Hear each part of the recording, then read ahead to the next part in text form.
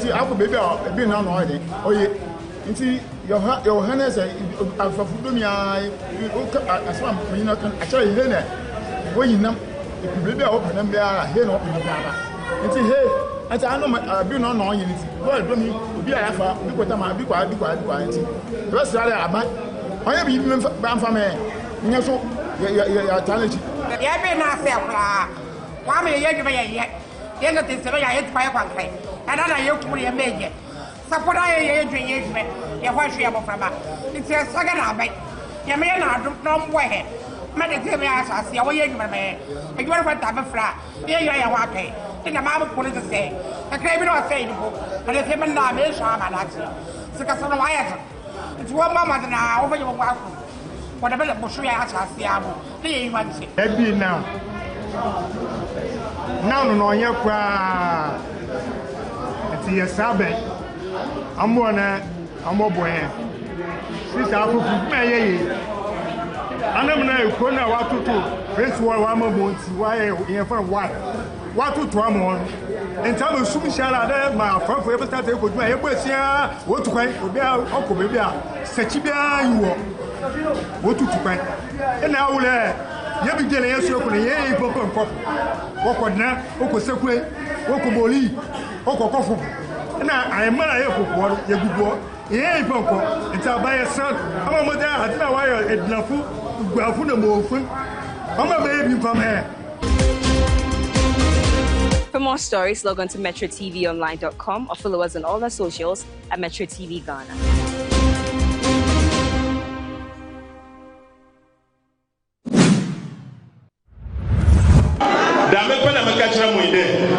President Mahamas Menkancha Mode.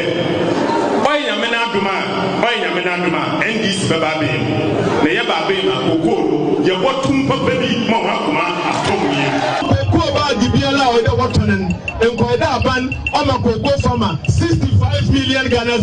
The new producer price for the remainder of the 2025-2026 crop season will now be 41,392 Ghana cedis per ton and 2,587 Ghana cedis per bag. Jesus! Acquire John! And I believe the cocoa farmer deserves a fair price. And I know His Excellency the former president quoted me previously that I had said the cocoa farmer deserves 6,100. I'm not running away from that fact. I said it on the floor, and I backed it with the world market price in the city at the time. I still maintain that the cocoa farmer deserves 6,100. I've not run away from that position. So we've been to Swa, the Obaya over 2 years, but no anchor, as I perform school, what is can to her, and Cassabra Yamuko meeting, Emritiawano, who can show me Nisikanemetia. One man perform a Kavia school, one man perform a Kavia, and so be a Obiatimiano, and perform a commanding Crawford. We are nipa bia obetra mazwa o mani si apene o mine no si apene enu ti na pai ya dia yam sisi aka tro se we are mobo akasa we are humobro ankasa akuafo bre akwanya ba fa so bi kwafo ma onidi no kwafo no aba na sesa akua ni we kwa na oba na obedu ha say na be ka kire ni say what in the so 11 million ya etu oba panu pese wo kire akuafo ni say akuafo na bo ma ne koso ye bedidio ye be ye dia be yo akuafo kro ya na sa akuafo kro yi esa wo say sisi wam na wo say mo yam sisi wam ebi chuom kwagu o man panie no flower Yes. Mama ya busa dia maya. So we give me for being kawa. Ya dia ni de ba ya no. I tiso na no dia na tiso. Anura me kwa afuomu ebo mi no nsiafie. Banku ball ba akokora me ntumi ni. Me gina we kom de me. Empanimfo ase so wanya bibia mo ase a yenya amo no kro no. Ade a mahama ye no aya. Minti bi mpanin sam da me hu se busi a wo kro. Menya akola. Womo ka kasa da kire ye na ye nkwala so ye di ye maame no ne ye papa no machi ama ena politics aye ye ama mo ena mu di so mfaso ya mere wade osu na yesu enti mahama yedi nyame di pa achew me de nka matwa wo nanso me mpesa me nana no baba abaye enti me yasra no sada me nsayem wonya bibi mayen na se mahama wode yesika ni dwa nanka wode yesika edwa nanka anso ya asantefo ya nwe nanka ane ye de yesika abedwa nanka ya de ye mpe ne ton ampe ne no a nana kufuado sika wotwa to so ma kuyafo no onfa ya de mayen na krono no wanya bibi amayen wo makrono no ensi ho no ofie sika mayen na yanso yatumi ahwia nananom amomo so benya dibia no a wono so wanya bia no wo bia ni ho aya wo no ye president ye ahwepa ene kasada ene afutu pa ene anyamsoma wo de betete wo ba no ene etimi ekosoro enti yasra no wo fie sika mayen na ya nananom no yentumi amaboso eni wo mo achi wo mo ntumi meye bibi e wo Ghana yasra no me de me nka ne kase ya pa ne chaw yasra no wo ma bibia mrefem wo fie sika dada e maye yempeni sika no won de na nado de no e de ehia yan ya pa ne chaw won fa maye isi won chi ekenti na foni sufu mpese be food ma fa be mi ana me do ho nso chi ana kana mi fa be di won chi ana kenti mi ana me do nga mi se ma babra fi won shepe ma mra mo so it means say unti me afford enkrofo abetium ti wana wodo wa de se mi sika na ko du ya won fa mai efo no ekesen senior e de chire ya ti wana wodo wa de na mi sika Scanners say you have to so about 2,000, 2.5K. No, Jane was saying. I don't find that on my so on being come one. I'm not the man that my own for my. You know, government decisions are always balanced on a scale of several other factors. If government is supposed to or is going to work with entirely what market conditions are, we will not have free education, we will not have free healthcare. We will not have any subsidies, you know. Even electricity and others, governments subsidize. And the reason is because government decisions are ultimately supposed to ensure convenience for the citizens. And that's well, like I said, I'm excited that you've paid this call on me. Long overdue, but it's always better than late. And maybe it's also good that it's even come at a time when cabinet has met and taken decisions which will have far-reaching consequences and also reforms that this industry really needs. When Dr. Bao was speaking, he spoke about the pictures and the ages of some of the pictures there, when those pictures were taken.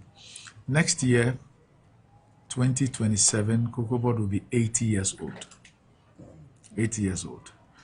And so Cocoa Board is currently 79 years. And I'll try to summarize how we've come to where we are,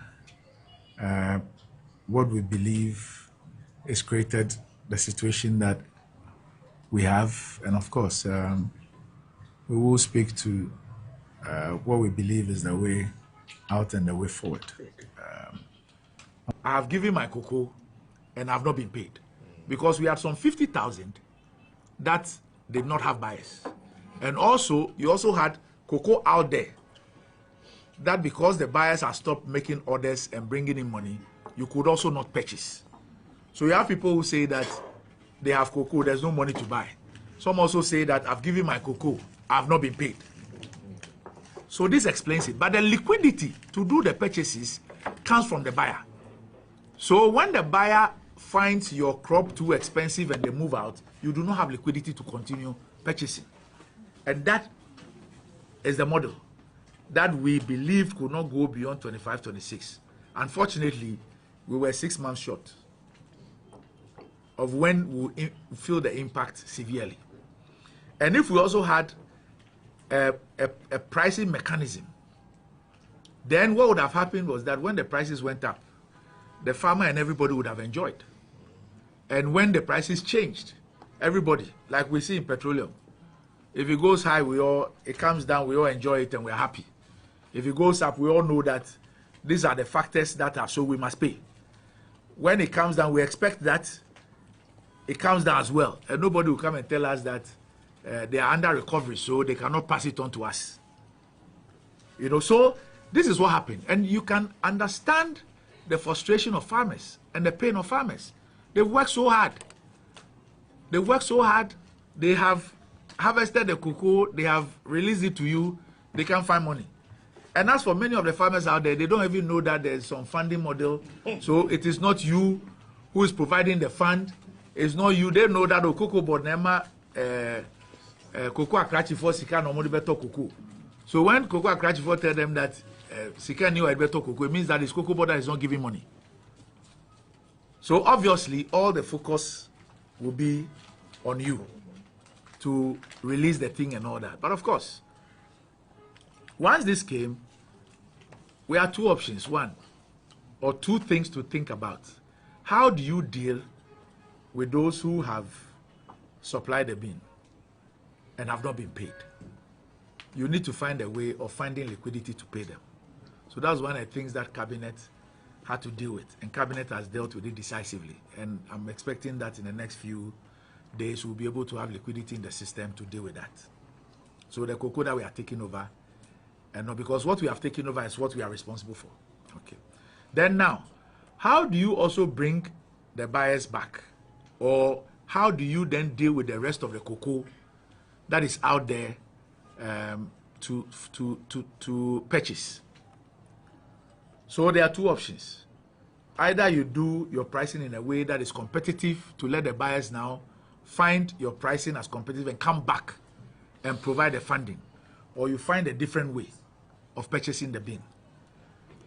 Cabinet looked at it, and Cabinet's position, looking at all the scenarios, was that, look, let us find a way of encouraging our processors to take the rest of the crop, to buy the rest of the crop for processing. So that's the decision taken. But how do we avoid this thing? Moving forward, what are the reforms that we need to do to ensure that the farmer is no more cheated, as happened in 24-25, where the farmer, so I say that perhaps there's no farmer in Ghana who can one day say that once upon a time, in 2024 and 2025, prices of cocoa went as high as this. I built this house, I bought this land, or I bought this car, or I did this thing. And no farmer can do that because a decision that was taken led to a rollover of 333,767 tons of cocoa, which was sold at $2,600, which then made sure that it brought the weighted average declared, and therefore the farmer share down so much, so that when farmers in other origins were benefiting fully from those high prices, the Ghanaian cocoa farmer could not benefit. So how do you avert this? You avert this by them bringing in a new pricing mechanism, which ensures that when the prices are good, the farmer enjoys it. All of this has come about because of the reset that Cocoa Board did. And that is why, respectfully, we ask the President to relieve the Cocoa Board CEO of his responsibilities at this point in time. Number two, we are asking the government that in previous times when cocoa prices fell and the government absorbed the shock and protected the cocoa farmer, the NDC government should absorb the cost of what they have done and protect the cocoa farmer and restore at least the 3,625 that they promised. This 2,800 or so that they are promising is totally unacceptable. Already we are receiving messages from cocoa farmers who say that if this is what is going to happen, they are going to demonstrate in a number of these. And if they do, we in this caucus, we will join them on the streets to do this demonstration. We thank you for that. We talk too much and we complain too much. And most times when we even get the opportunity, we hardly make any meaningful changes. You must realize that there's no time in history than now that you have a unique moment and opportunity to assert and assume leadership. And you must realize that leadership to a large extent is not bestowed, is not handed over to you. You must prepare yourself for leadership and be able to accept it. I would like to also use this sacred moment to appeal respectfully, and firmly to the government of the day. Ghana has been through a lot. Our people are still under lots of pressure.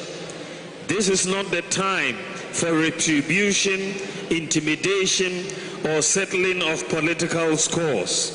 It is the time to lower the temperature, heal the nation, and govern in a way that reassures every Ghanaian that they are safe, respected, valued, regardless of how they voted.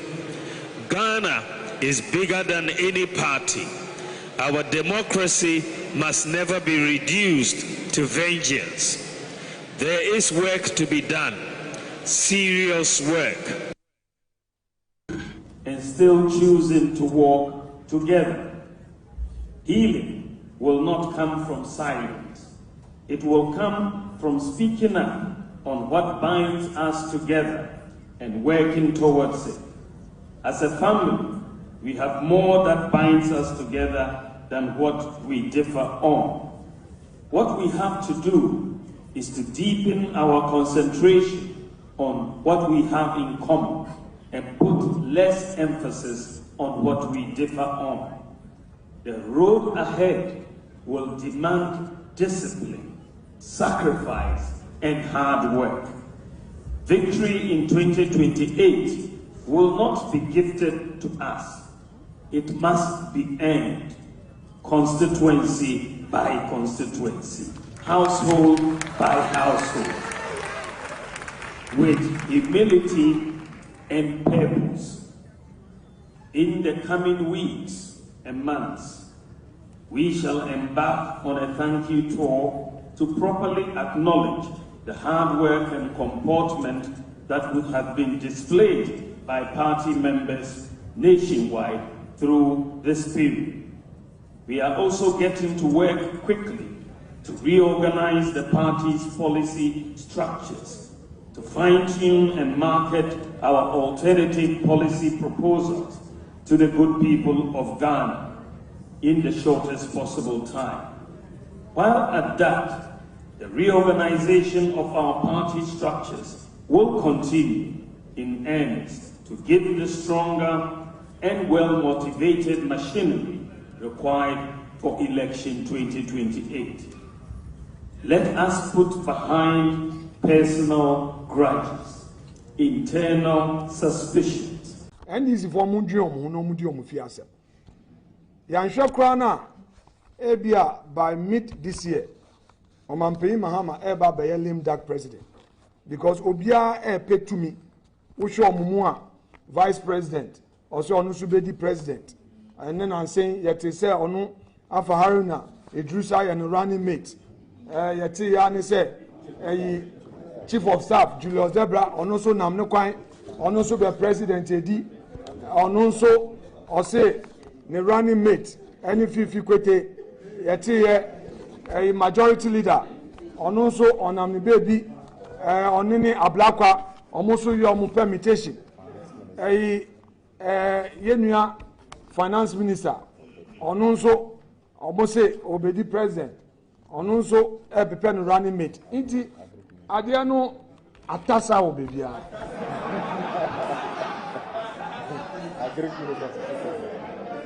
Yenua, Erikopoku, on car, as a modi mao, now what the year, Kwejuma Kromo Farmer, also Obedi president. Onu, opening Erikopoku, the difference between opposition and government. Our opposition are kati brofwa kasia and obedi minister siko di be adwuma krampo no aya asema ma no ono so obedi president and this for there no ebe huhu into omundi omufi asem. We talk too much and we complain too much, and most times when we even get the opportunity, we hardly make any meaningful changes.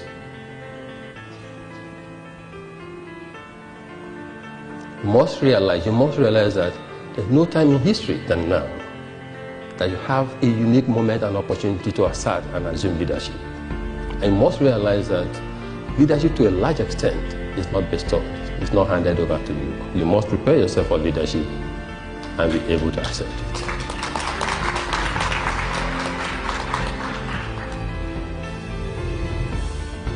There's vacuum, leadership vacuum in Africa. In the public sector, there is. In the private sector, there is. And that leader can be you. And should, in fact, be yourself.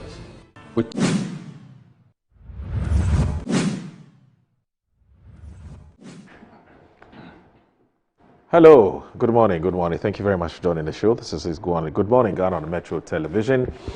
The show is live on 94.1 FM. It is also live on our digital platforms. Just type Metro TV Ghana, that's Metro TV GH on YouTube. Type that on Facebook, Instagram, etc. And you'll be able to watch our shows live there. My name is Aldo Moore. It's always a pleasure to come your way. It's the beginning of the week. We thank God for being alive and kicking. We're back here again to join the nation's conversation on the big issues that are making the rounds in our dear country, Ghana. We'll go straight ahead and look at what the newspapers are reporting this morning. And as usual, start with the Daily Graphic. It says that industry rallies behind 50% cocoa processing directive, pushes import restrictions to protect local industry. Stop sharing explicit viral videos. Gender Minister has been talking. There's 4 Ghanaians named among 40 under 40 African entrepreneurs. No more foreign funds for cocoa. No mineral will be exported without processing. President Mahama. The Ghanaian Times this morning is reporting that at the 39th General Assembly of AU, press for reparatory justice, President Mahama. And there's the Executive Chairman of Central Group urges Chinese investors to uphold ethics, strengthen Ghana-China trade ties. 3 dead, dozens injured in Eastern region following twin road crashes. GHSDG tax scientists uncover causes of meningitis outbreak. The Daily Guide says that Interpol deletes Oforiatta red notice. Russian tourist sex scandal protects women, don't mock them. Shepherd Ali. Post NPP primary reconciliation. Let's put personal grudges behind. Baumia. Terrorist attack Ghanaian tomato traders in Burkina Faso. 3 dead in Tawam Accra highway fuel tanker explosion. The Insight. The bombs came first. Examining the hard fact about Nkrumah's preventative detention. The case study of the Lucas House Children's Massacre, Ghana's Birmingham 16th Street Baptist Church. Parliament unveils plan to be people-centered in 5-year strategic vision. Dream Alive Construction Limited warns encroachers over Akbomang land dispute. Or Akbomang land dispute. I hope that's what it should read. Mahama cries for women, says that they are Africa's most underutilized resource, warns against dwindling gender agenda funding. How Venezuela poses an unusual and extraordinary threat to the U.S. agenda. Russia vows to provide energy aid to crisis-hit Cuba. The Metro Land says that Suhini supports 5,000 women with 1 million cities in Tamale North. Ekufuado unveils Dr. J.B. Dankwa statue in hometown at the DMTM. And as NHIA pays over 392 million cities in an NHIA claims, Achim Kotoku overlord elevates Awin Sohene to Obrempong, or Awin Sohene to Obrempong. Josephine Adachi represents youth at Continental School Leadership Meeting. The Herald newspaper is reporting today that dubious gold company cited in $17 million scandal as 3 Ghanaian firms go evasive with Turkish $6.8 million. Gender ministry dances around Russian pornography outrage, but tough talking Sam George summons ambassador. MIIF ponders regional sovereign wealth status. Ghanaian women in Russian sex video break silence. This GPHA union declare red ware protest over 2026 salary talks deadlock. The Ghanaian publisher. Bamia urges forgiveness ahead of 2028. Cocoa farmers blast Mahama over price cut. Police arrest cybercrime suspects at Death Traco. APN pushes visa-free Africa agenda at AU Summit. And as IOM, Fidelity Bank, partner to boost returnees' financial inclusion. The custodian this morning, APM pushes for visa-free Africa at the AU Summit. Cocoa farmers in tears over NDC's massive betrayal. MPP holds Thanksgiving service after presidential primary. Lily Mohammed is best TV female newscaster. And this police found organized cybercrime at Deftraco Estate. 2 nabbed, 10 victims rescued. The Daily Post. Lordina Mahama pledges expanded health education drive for women and children at Oflad Assembly. Ghana to table resolution declaring enslavement of Africans as gravest crime against humanity at UN General Assembly. As GFL Secretary General criticizes MPP for cocoa sector decline. B&FT says that MIF CEO champions de-risking and collaboration at Mining Indaba 2026. And then you also have 24 Economy. AGI demands protection for local manufacturers, says unfair competition could derail its success. Finance Ministry backs GISP SECO SME drive. And there's cost consumer preference puts rice imports high. The Inquisitor. Deletion of Ken's red notice. Franklin explodes as OSP states position. 1 year on, shrewd Dr. Okra makes TCDA visible. Women issues are developmental issues. President John Dramani Mahama. The Bay's political movement is born. 1 year on, shrewd Dr. Okra makes TCDA visible. I've looked at that already. The Crusading Guide, as a new Crusading Guide, says that Bogoso Prestia mine in crisis. Host communities demand a new investor. Bamia urges political restraint, warns against retribution a new patriotic party address. There's Farmers Go Wild. Togwi and Tuba irrigation land sold to Landguard estate developer. There's also, this is not fair. Angry farmers decry devastating blow to livelihoods. No more friends or pastors. Law lecturer exposes the toxic heading effects that crippled Ghana's banks. Historical and customary manifesto of the Ninga Jinwe family of Katamanso. And there's Obo congratulates Bamia for victory. The searchlight and the daily searchlight is what I mean. Outrage. Ghana chases Russian national over non-consensual sexual video. Des Bamia was badly shocked by Ken Japon's remarks, according to Chairman Marfo. And then there's also Lejokuku South Circuit are winners of a keenly contested Ghana language competition. The women in the Russian video saga are not cheap. Isifu Ali condemns victim shaming, cites economic hardship and moral decline. Rashid Pelpo strengthens Ghana-Turkey cooperation at Global Child Labour Conference in Morocco. The Informer. Election 2028. Bamia calls for unity hard work, says road ahead is tough. MPP NDC break bones over cocoa politics. Ufuriata red alert removal. We're guided by law and evidence. According to OSP, Africa must pursue reparation with fortitude, Mahama tells AU conference. Danger, drug consumption consumes SHS students. And then finally, the Daily Statesman. It says minority leader calls on MPP to rally behind Bamia. Police rescues 10 victims in Deftraco Estate cybercrime busts. CDM condemns government reduction of cocoa producer price. Cocoa farmers angry over 28% price cut. Bring in a credible investor for Bogoso Prestia mine. Host communities urge government. All right, so that's it for the newspaper front pages. Let's look at what is online. I'll start with the City Newsroom that says return to lecture halls effective February 16. CTAC Direct members. There's NCA tightens rules for telcos, cuts core drop rate below 1%. Major Online says that no more excuses. NCA rolls out stricter mobile service standards. The Interior Ministry confirms attack on Ghanaian traders in Burkina Faso. The Ghana Web. Burkina Faso terrorist attacks, 7 Ghanaians reportedly killed. And there's how retrieval augmented generation is transformed future of trustworthy intelligence. That's Ghana Web. And then if you go to Metro TV online, you have Mahama champions Pan-African payment systems and resource sovereignty. There's Bamia calls for unity and forgiveness within MPP after campaign tensions. And there's Salaga South MP advocates permanent power solution at T. Ahmadiyya SHS anniversary launch. All right, so that's it for the newspaper and online review. Please stay with us. This is Good Morning Ghana. Don't go anywhere. Tanumo, Onunchoni Hao, Dagma, Chicheli, Wekun, Yanuchumo, Osolimo Jiake, Ubao Nani, Aya, Baba Shushui. Amen.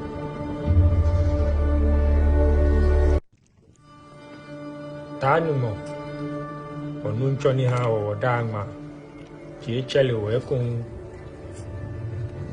Yanuchumo, Osolimo Jiake, Ubao Nani, Aya, Baba Shushui. Amen.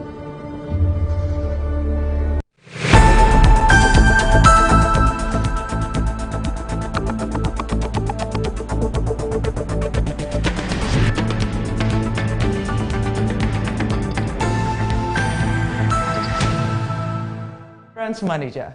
Of course, I accept only quality and affordable printed souvenirs for my promotional campaigns. I'm the head of academic affairs of a very important institution in Ghana. Of course, we only deal with quality, reliable printing companies for our institution's printing materials. I'm talking about appointed time printing. Appointed Time Printings. We take pride in our extensive print scope that transform your ideas into captivating visual masterpieces. We delve into the core objectives and vision of each print project. Precision printing is at the heart of our printing process as we meet your tight deadlines. Our rigorous inspection, color verification, and overall printing excellence are assured. 20 years of printing excellence. It's always a pleasure working with you to create a vibrant, dazzling printing experience that gives you a masterpiece. Appointed Time Printing, your world of quality and affordable printing. Brush, brush, brush, brush, brush, brush, brush, brush your teeth. Brush, brush, brush, 2 times a day. Brush with Kel-Kit. Hello, my friends. My name is Kel-Kit Toothpaste. Wow. I was made to be gentle on your gum, but protected. I will protect your teeth from cavity, make your teeth whiter, stronger, keep your mouth fresh all day. And best of all, I'm strawberry flavored. So put on a smile and try me. That's amazing. Just try me. That's my job. If you say so, jump on my brush. Makes your teeth stronger, chicky chicky whiter, chicky chicky stronger. Yay! You did it! I'm glad you like your new toothpaste. Don't forget to brush both day and night. Kel-Kit. Happy smile.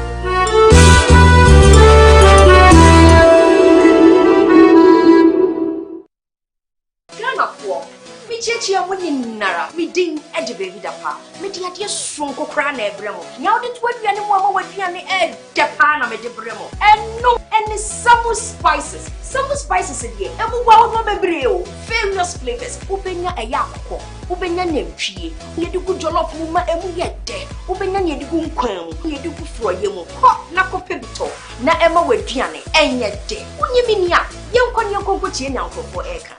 Down with your communication, you all enjoy Uduba, that Samu spices. One in the essence, no time. I should get that yaga. Samu spices in a Sabi, Daddy so say. Samu spices, Moon Sam. Samu spices, Yama chicken. Samu spices. Nsaka in Ketwa, measure 10 grams. Yawa chicken, spaghetti, garlic and ginger, stew, and jollof, and the flavors afodo bebre. Samu spices, yes, Saka. FDIJ Jadien Kratwe Yatum.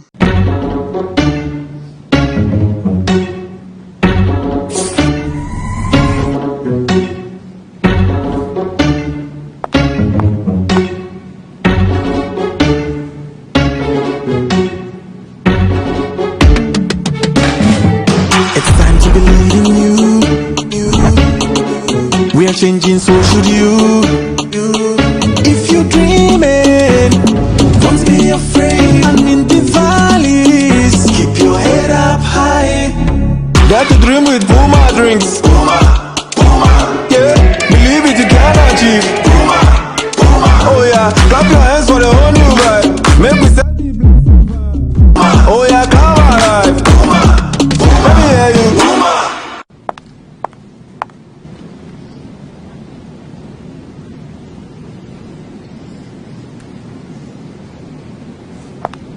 Puma Drinks, a whole new vibe. Another quality product from Casa Precon. This advert is FDA approved.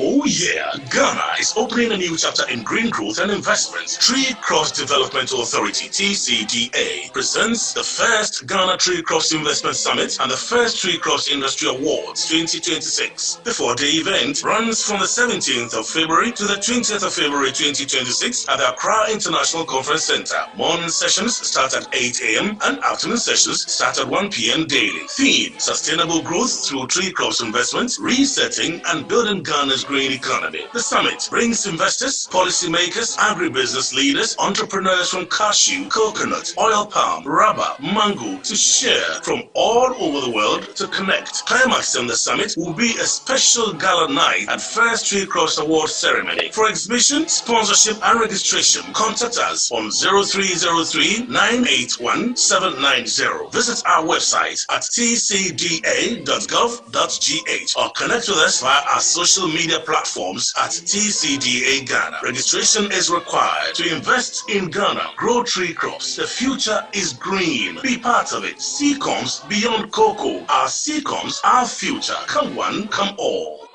Up Santa Claus and stand up to your honor. Those who have gilded the school with their fame. Our alma mater, a blessing upon her. They that remember the strength of their name. Others have labored and we share their glory. As to do exploit and add to their gain. Those who come after will take up a story. May be worthy of singing again. Play up, more join me. Play up Santa Claus. So we go play up and play the game. Give nothing but your best and never think of rest. Play up for the school's great name. Play up Santa Claus. So we go play up and play the game. Give nothing but your best and never think of rest. Play up for the school's great name. Thank you. Provide 540 cubic meters of water to over 5,000 students and non-teaching staff on campus. Because you know Cape Coast, back then, water has been a challenge in Cape Coast. So based on the advice from the Global Executive Council of Asadeo Boys, they decided that no, this is the project we want your year good to do. And we wanted a cheaper one, but they told us no, this is the necessity the school really has to take up. So that's the project we are doing. And so we are expected to execute it and hand it over to the school next year, March. Because 25 years after you are out of school, then you are customarily mandated to undertake a legacy project. Because oftentimes this legacy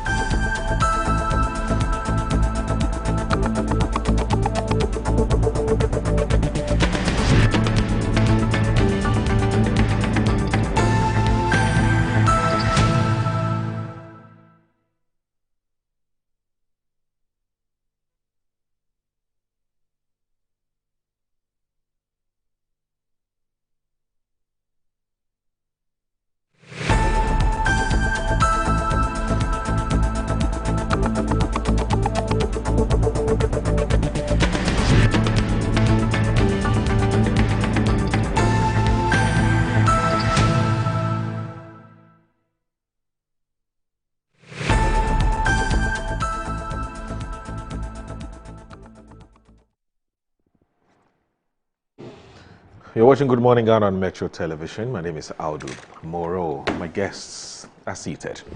And so we'll kickstart our conversation in earnest. Mr. Alfred, let me get his full name. Mr. Alfred, there's a Kojo in between, isn't it? Alfred George Niakwe Kojo Thompson. Where? You've never really mentioned the full name. It's always Kojo Thompson, Kojo Thompson, Kojo Thompson. Wow. So it's Alfred Ni George. Ni Akwe. Oh, okay. So Alfred George Ni Akwe Kojo Thompson. Wow, that's a compound name. So the old man is Ni George Thompson. No. Okay. He's Alexander. Okay. Frederick Ni Alute Thompson. Wow. I see. That's compound upon compound. Anyway, so the man in your shot, he's a member of the NPP's communications team. But he's a banker by profession, and he's one of my guests on the show this morning. Also joining us a man who is he's an engineer, but he's an engineer in many fields, about 3 or so. In fact, at the last count, apparently there's more on the way. But for now, he says it's just 3. We don't know when he intends to unveil the next 3 batch of 3, but for now it's 3. So he's a civil engineer. He's also a water engineer, and he's also a mining engineer as well. So yes, that's 3 in 1. He's also a private legal practitioner. He's a Mr. Theophilos Jimega Jr. And he's one of my guests. In fact, he's a member of the NDC's communications team as well. He's one gentleman I've been wondering why the government is not making optimal use of, because of the wealth of experience and the wealth of knowledge that he has. But of course, his appointing authorities know better, don't they? So we're happy that he's here. Sometimes when they also give him too much responsibilities and we invite him, we tell us he's busy. But all the same, I think it's Ghana first. So if he ever gets to be invited by the appointing authorities to serve in whatever capacity, we can only wish him well. But I think that he deserves an opportunity at the table to serve the country. For us, the bottom line is, once you have what it takes to advance the development of this country, you should be given the opportunity. It's as simple as that. It is not the first time I've said it. He keeps telling me not to talk about these things, and that I may create the wrong impression. But I keep telling him that it's not about him, it's about me, it's about Ghana. And of course, it's about this government. So we'll see how that goes. But anyway, Theophilos, it's good to see you. Good morning. Pleasure. And I hope you're doing very well. Yes. Good morning to your viewers. There is a typical Ewe expression that says that when you are handsome, it's a shame. When you are ugly, it's a shame. Or it's a shame to be when handsome. When you are handsome, it's a shame. When you are ugly too, it's a shame. So wow, that's deep. Yes. So when they how do you say it in Ewe? Nemeje.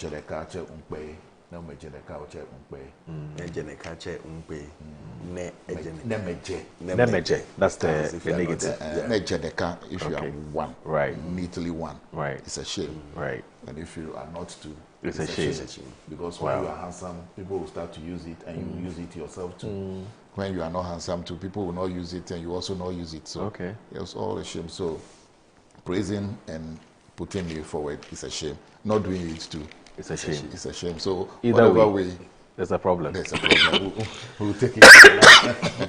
We'll take it like that. Thank you so much, Moro. But Moro, you left one office in engineering.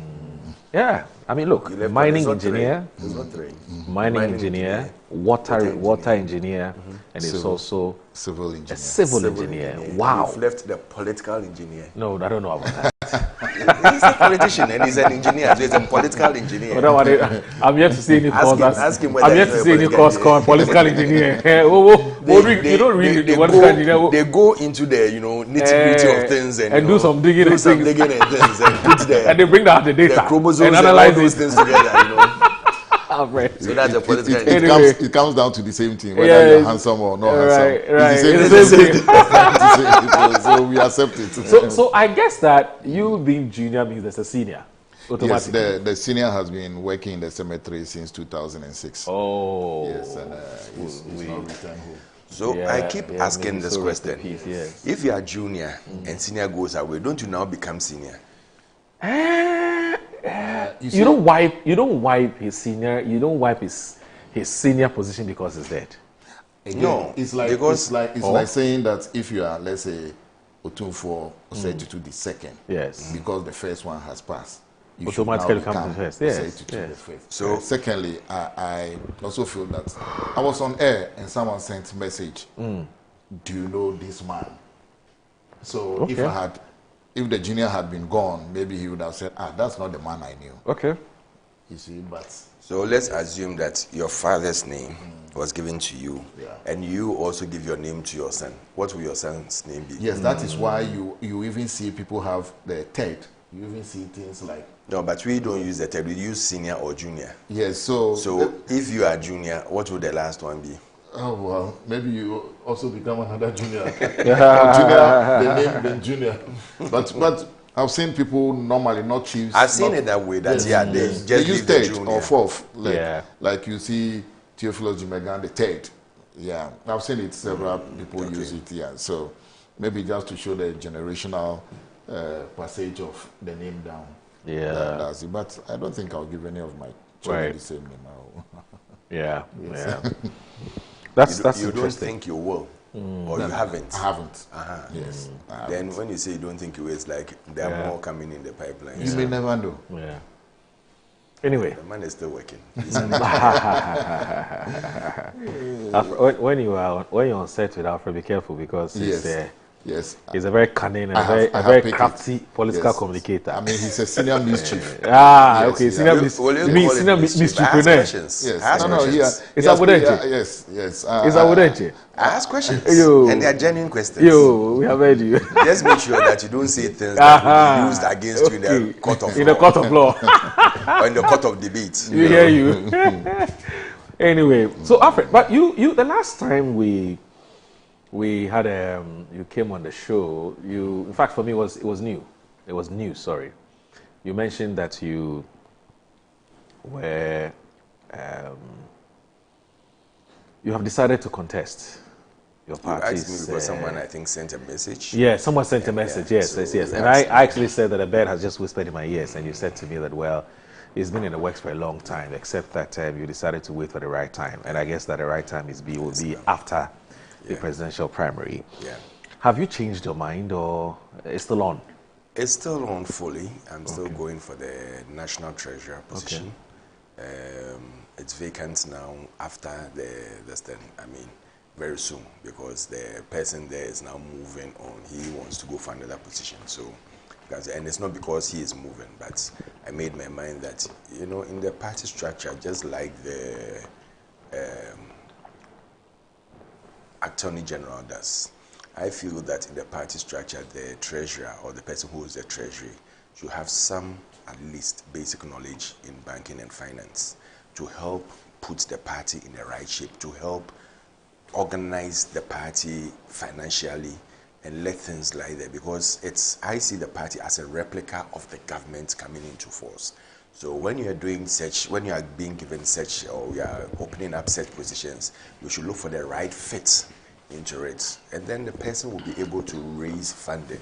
When people also see that, this is the right fit into that hole, they also willingly want to donate towards the building of the party, because they know that your finances will be managed well, they know that your finances will be accounted for, and they know that people will not misuse the money they are bringing in. Because anybody who is bringing in money and feels that, listen, I don't know the proper use of the money and how the money is going to be accounted for or run well, they resist bringing it. And by the time you realize, it's usually being given to particular people, and then the whole party said, no, you come into government and say that, but we give you all this, and even one contract or two you haven't given us. So you have to get the right people to be in the right positions. And you need a coordinated approach of your national executives, which is very essential. You need the right minds to be there and coordinate themselves or put themselves together. Because when the top is solid, when the top is united, it trickles down to the base. And all these help you to build a proper, solid foundation towards a good governance. So I've put myself forward.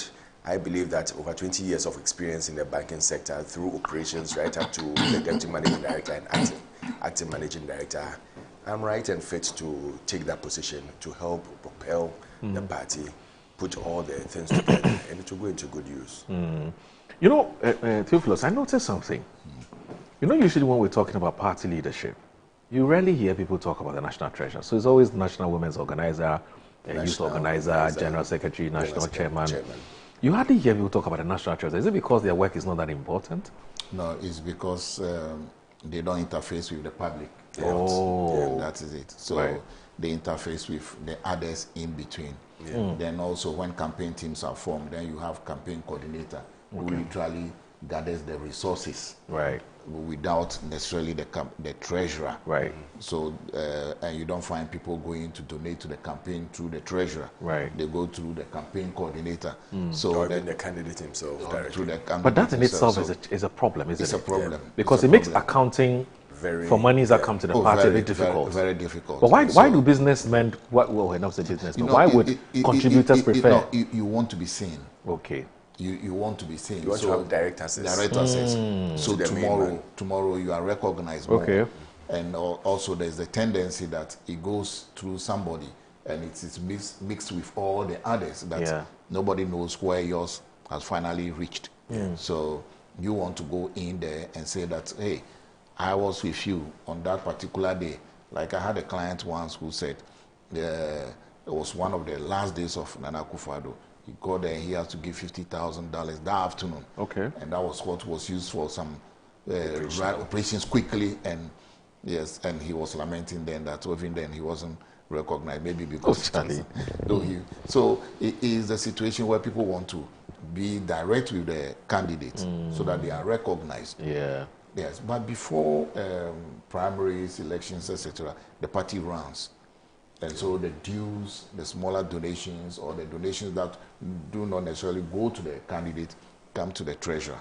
So in the scheme of things, yes, he's still important or she's still important, but because they don't interface with the public, I mean, hardly will people hear of them. Right, but so the national treasurer of any political party is more or less like the accountant of the party, isn't it?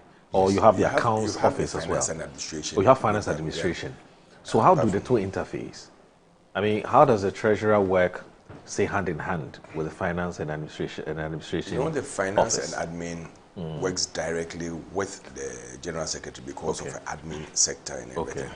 But the day-to-day, the banking, the donations, everything comes through the treasury. Because you are supposed to invest the money, you are supposed to make sure that monies are there to pay staff, salaries and everything, which will be run through the administrative. But here you are, and as Theophilus has said, I'm sure it's the same observation that you've made, that when people want to make donations to political parties, they will prefer to either hand it directly over to the people around, either the flag bearer, you know, or maybe the general secretary, or maybe the national chairman. They usually want to deal with the flag bearer directly. So then you need recognition. Everybody wants recognition. Okay, but isn't it possible? See, in the previous years or days of political parties, you realize that when you donate, they write to you officially and give you. But you know, since after the revolution and everything, when people became very scared. In fact, some people don't even want their names to be recognized. Of the part, they don't want their names to be heard. But they want some persons to know. It's because during the revolutionary days, when people were searched and everything, and they realized that you belong to this political party or that political party, people were mistreated. Right. So now they don't want anything directly to be seen with them, but they play it safe, and that's why they want to deal directly with the flag bearer or the person who is leading.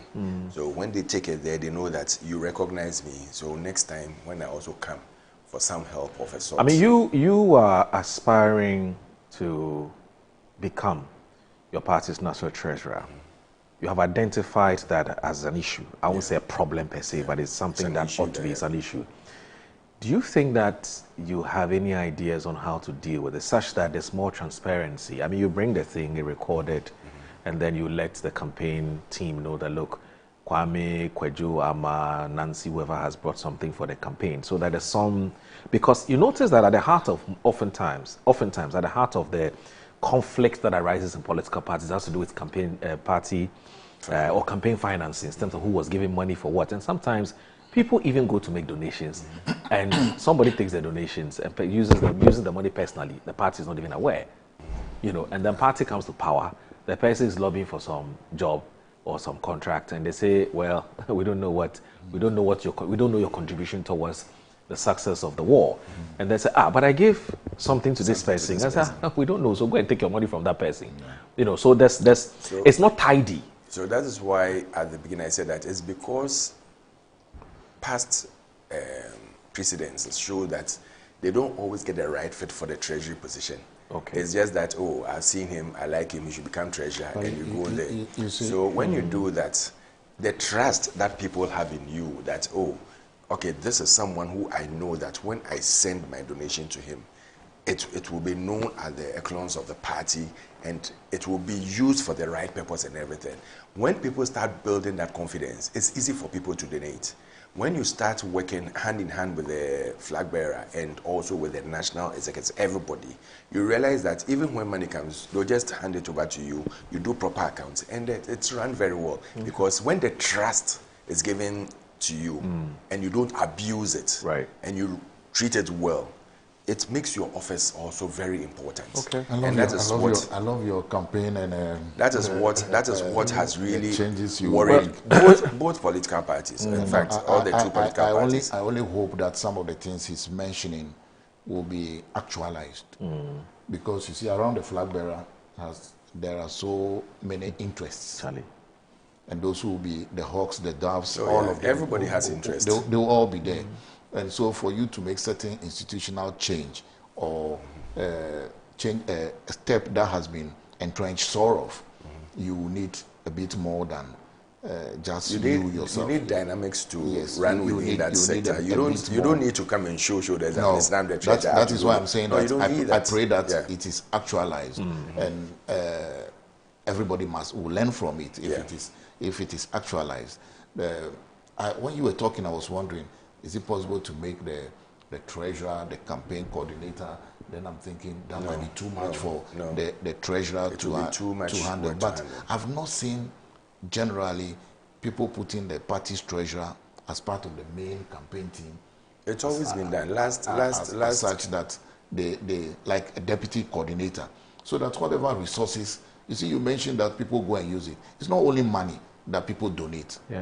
They donate other things, other resources. That T-shirts, pickups, vehicles, yes, all comes in, and you don't know who is really in charge of things like that. Then come closer, for example, towards 2024, when it was looking very obvious that NDC was winning, you would have seen everybody asking, where do I donate? Where do I go and donate? Where do I go and donate? So because most of these financiers, most of them, I mean the serious ones, have political risk analysts who would do some analysis and say, look, based on ABC, this person is likely to win or lose. You know, so I get where you're coming from. So when it gets to that level, then you get close to the flag bearer, then it's like, oh, Charlie, go give to Moro. Moro will be the right person. Go give it to Alfred. Alfred will be the right person. Then at the end of the day, yours doesn't reach anywhere. So you should be praying that Moro will be the one that is next to the giving out of the spoils of the war. Then Moro can mention your name. That, oh, he was also here. He also donated something to us. Again, it brings to mind whether we have proper campaign financing structure. In certain jurisdictions, everybody discloses publicly. But even in our laws, you are supposed to. You are supposed to. Yeah, you are supposed to, but whether we don't adhere to implement it. We don't respect it. I mean, somebody tells you that I used to give the Conservatives 2 million every year, but this time I'm going to give it to Labour, and he's free. Nobody questions if they only have to do the changes and hope that next time they'll bring the person. But here, we don't know. That is why the likes of Solomon was petitioning the OSP that where did they get all these monies to buy pickups, to get all these to donate? Let us know.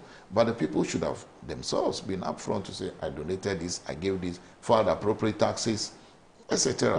And again, our political parties too, which of the taxes do they file, is to get all this clarity that you can go to GRA and you see that, oh, Alfred had donated 2 million last year, and Theo has donated 1 million this year. We don't have all those structures. Maybe, but you see, the political terrain is shifting, and it's shifting very fast. We have moved from non-transparent, opaque ballot boxes to transparent ones, to photo ID, to color photo ID, to biometric verification, to regional collation, to relying heavily on data. And all these things are changing. And to the extent that people that you know that they are traditionally, I was talking to somebody that your children will soon be voting. He said, my children will not be voting that way. They will come and make their own choice.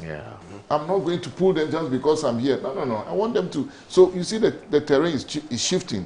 So some of the things that people hitherto were doing, now if they want to do, everybody has to be careful. So I won't be surprised. Some of the things Alfred has said will soon be actualized way before his even dreams of when it should be actualized. But again, you at the beginning of this program, you talk about merit-based. Yeah. I'm only hoping that he has all the capabilities to be able to implement, and our politics has always been local. Yeah. So sometimes what he is talking about, he is going to meet somebody who does not even understand what is known as accountability and transparency. And he's going to sell to the person that I want to be the treasurer and be responsible for accountability and transparency. And the person will say, you are now going to bring something that I may not even get anything trickling down to me. Those are the things we have. But Alfred and you, I've been wondering, why won't the political parties take a decision and say that, look, when it comes to positions like, say, national treasurer, when it comes to positions like national communications officers, I'm saying the positions that require a certain technical know-how, the parties must take a position and say that enough of the back and forth. 1 minute we're electing, another minute we're selecting or we're choosing. When it comes to certain areas that you require people with certain technical expertise or technical know-how, we're going to appoint. Why must, for instance, I don't think that there's anybody here who doubts the competences of Alfred. We know what is done with all the banks and things he's worked with. He understands finance. He understands how to invest and so on, investment banking and so on. Now he has to go around the whole country. Yeah, 276 constituencies. To now convince people, say, I can do the job, give me the job for me to do. Yeah. When the MPP, I doubt, okay, would say that they do not trust that he can do the job. So you must have about 5, 6, even if it's 10 people who want it, just interview them. And the process must be transparent.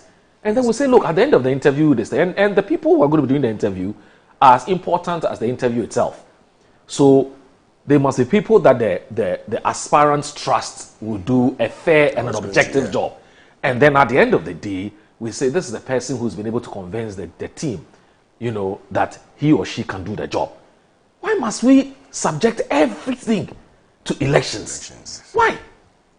When we know that elections does not necessarily produce the best, sometimes just produce the most popular. And perhaps, the wealthiest. So we have a problem. We need to start have a rethink. Until we begin to see it as a, let me use the word, a pseudo proper full-time job. That you are the national treasurer, you wake up in the morning, you go into the secretariat. No, but apparently for a job like that, it's a full-time local. Yes, it's a full-time thing. Yes, but they do all the other things. You have to also work. Yes, yeah. you have to work so first of all, let me ask you this: are you paid at the end of the month as national treasurer? I don't think so. Oh, then we have generally is the. Then how do you attract the best? Generally is the administrators. It's a very critical. That's the administrators of the secretariat that are paid. Yeah. The administrators are paid. So you see, he is going to rely on the benevolence of party members and people who are seeing the future in him and the future in the party and the future in the flag bearer. That's why he's going to rely on. Then somewhere along the line, he will be making the argument that, hey, I've been here 2 weeks. Give me 2 CDs. I've been here a year. Let's start to look at this. Then they will begin to look at things like that. But a structured format, that's why I'm saying that if you are, you see, in certain countries, the leader is able to appoint. The party chairman is able to appoint the secretariat. They have the secretariat running, etc. You mess up, he runs the same disciplinary procedure. Clear all of you. Clear all of you. Stuff like that. But you see, we take so much time to develop certain things. Yeah. Even though it's cut and paste, we take so much time to develop. So one day, again, you are electing somebody who is going to elect the flag bearer, doesn't understand macroeconomics. Then the flag bearer stands before him or her and talks about macroeconomics. I mean, then you are expecting that same person will be able to appreciate debit the receiver, credit the giver. It won't happen. It won't happen. And when you want to take such a person out, they say he's the local guy. He's the one able to mobilize ABC. You said earlier we do this, and when party officers become corrupt, we say we don't understand why. And we'll find out. I need to take a break so that when I come back, you have enough time to submit on your point. No problem. You're watching Good Morning Ghana on Metro Television. Please stay with us. We're slow.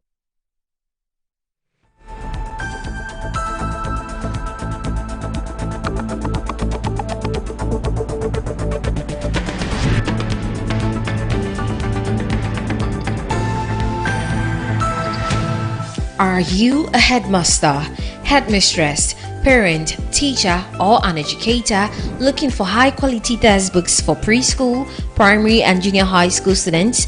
Look no further than Advocate Publishing Company. Advocate Publishing Company is a leading publisher of educational materials in Ghana that publishes very engaging, interactive, and comprehensive textbooks that meet the needs of students, teachers, and parents. Our textbooks are thoroughly published to make learning fun and easy. They are also designed to stimulate critical thinking, problem solving, and creativity in students. Make Advocate Publishing your preferred choice for all your educational needs. Explore our range of textbooks and educational resources. Visit us at the old GNTC yard near Kingsway, Accra. You can contact us on 0503 786 776 or 02408 06354, also 0531 600360, and connect with us on Instagram, X, and Facebook at Advo Publishing. Don't settle for less. Choose the best. Advocate Publishing Company, empowering young minds one textbook at a time. Thinking publishing, think Advocate Publishing. Yes, next. Hey, Nadia Benson. Me didn't tum. Mr. Femi Kalika, just call me cockroach. Now, Mr. Femi once now. Hey, that's you. Improve car. Yeah. Captain Mosquito, double the action.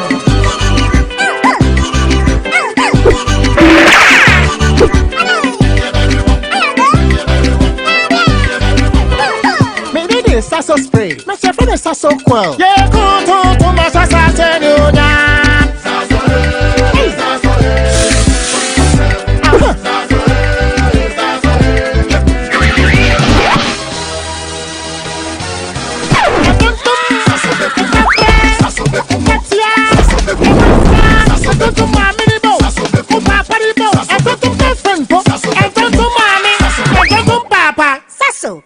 Tum preko.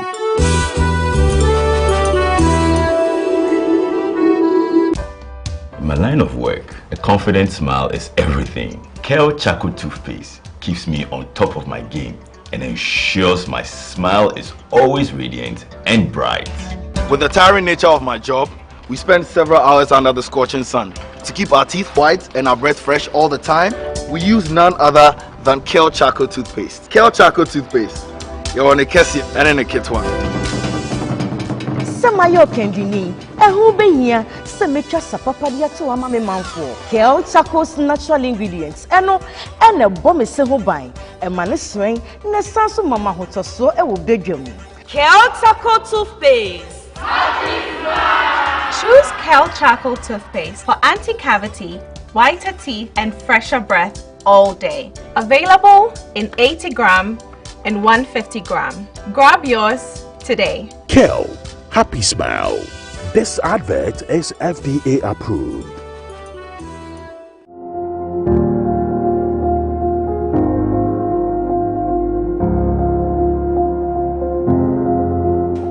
Zoomlion Private Services Limited, your waste management experts. One of the most innovative aspects of our business is our commitment to adopting cutting-edge technologies and sustainable practices in the waste management industry. We have invested in modern waste collection trucks, digital payment systems. We have also implemented efficient waste segregation systems and also developed strategic partnerships with our various stakeholders in the waste management value chain. I can talk about our innovative approach that enables us to reduce waste disposal costs, also minimize our environmental impact, and provide our clients with seamless customer service experience. We are the waste management experts.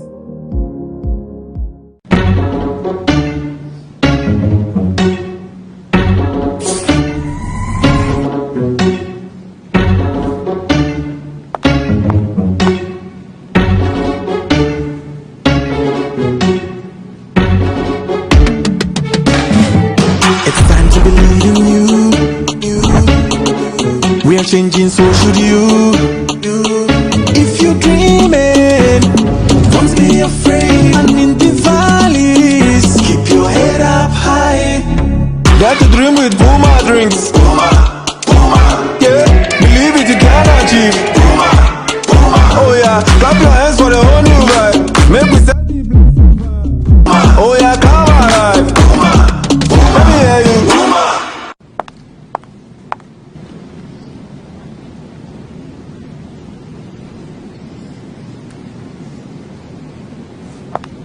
Puma Drinks, a whole new vibe. Another quality product from Casa Precon. This advert is FDA approved. Our school is built on a hill. People so motto. We are always victorious, 'cause we work in God's way. Oh, Hebrew girls. Oh, Hebrew girls. Oh, every mighty eagles, we shall never lose our fame. Oh, every girls. Oh, every girls. Oh, every mighty eagles, we shall never, never, never lose our fame. Girls is turning 80 this year. So we happen to have two legacy projects. One for the global community, that is everybody, all old girls, and then the other one for the 2001 year group, because they are the host of the 80th anniversary. And so the one for the global community, of course, I mean, you need to eat good food in a very clean environment. And then we realized that one of our oldest dining hall in the school, it's overcrowded. Of course, we have two dining halls. Last year we refurbished one, and this year we want to refurbish an ultra-modern kitchen as well. That's for the global community. And then with the 2001 year group, they are building a whole STEM center for the school, a 3-story center for the school. Because you know, in this kind of dispensation, we are in the technological dispensation. And so, yeah, that's the project they are undertaking. So this year, watch out, we are unveiling 2 projects in the school year for our 80th. Yes.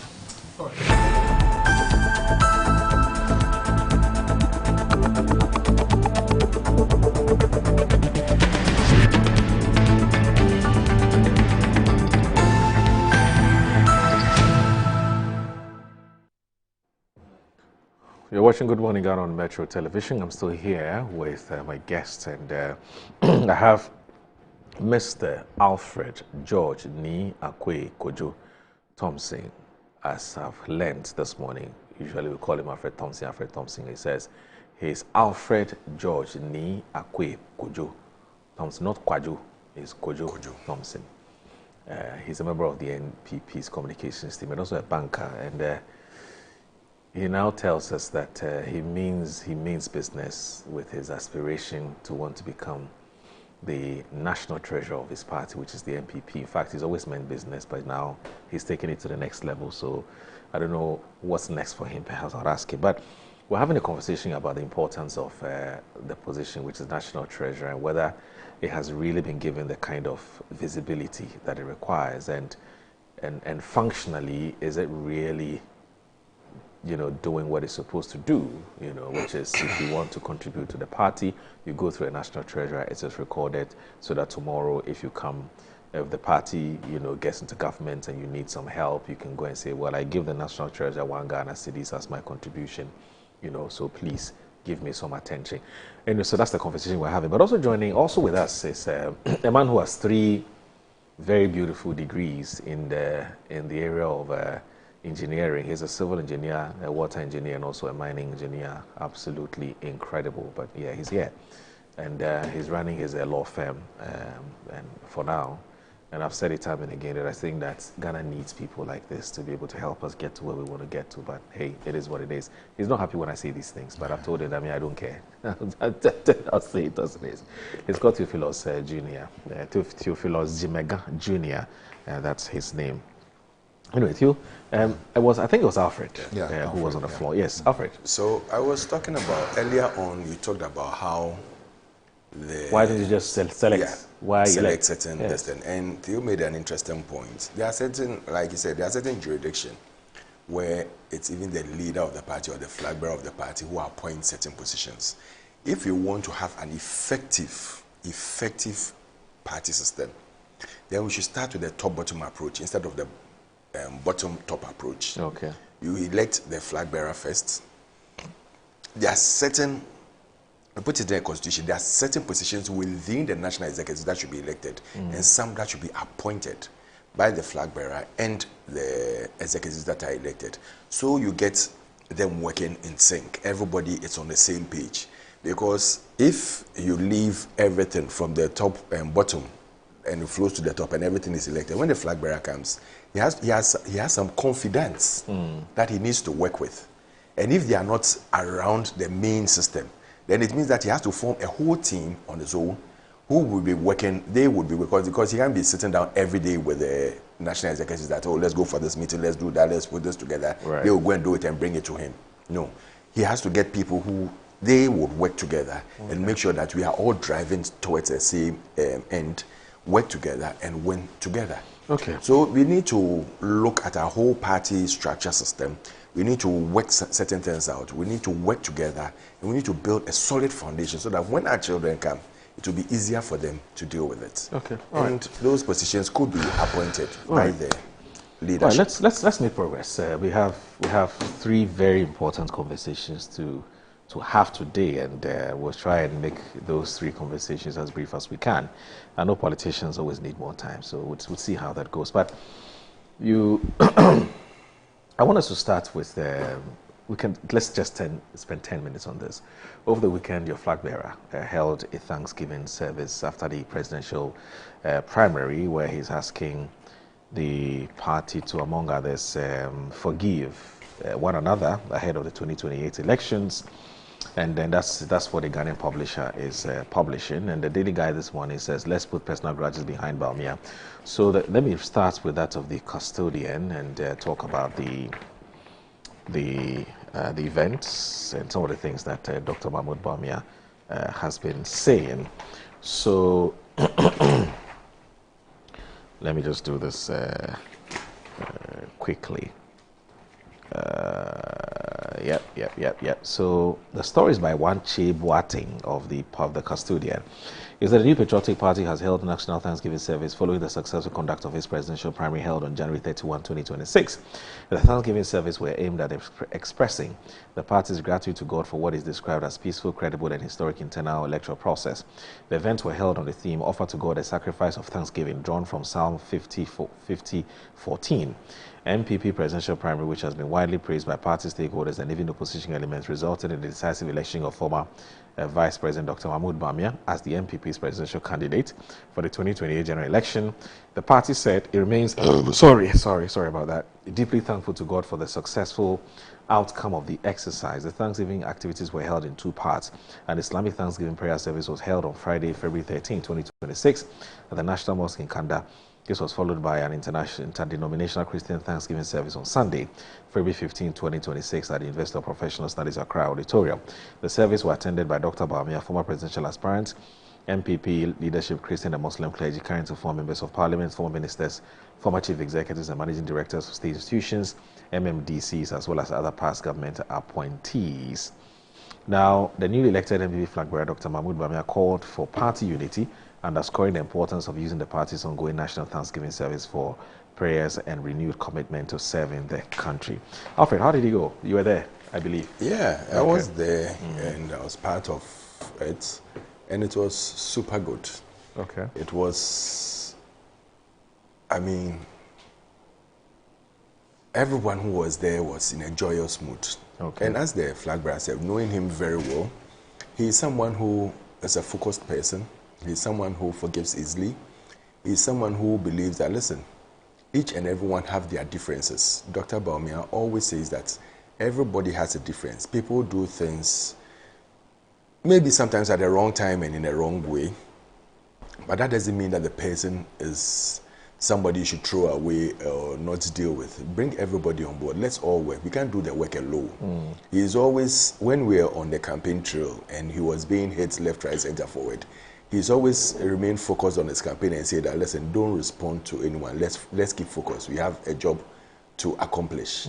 And that's brought him the results that in 232 constituencies, he won out of the 276 constituencies. Okay. So it tells you that the person is that type of person who believes in working, keep focused, let's do what is right, let us remain committed to delivering, because politics is about service to the people.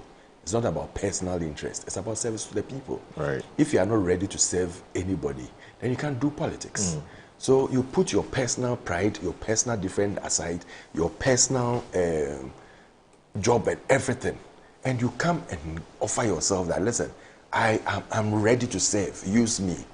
So if you win or you fail, all you have to do is that whoever won, go there and help the person win. Because if it's not about you, then it's about the party or it's about what you are ready to offer. You shouldn't think about losing an election or your candidate losing an election and saying that, oh, I'm not going to work. So he said, let's put our differences aside. Let's put everything aside and let us keep focused. Let's come together. Let us build a base. It's not about making sure that NDC should lose elections or NDC should not perform. It's about making sure that we offer a better alternative.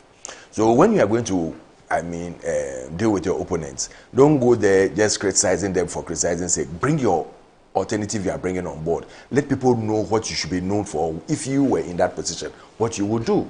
And this is how you build a country. Because if we are going to do this divide and rule all the time, you realize that we won't get anywhere. Right. The church service was well attended.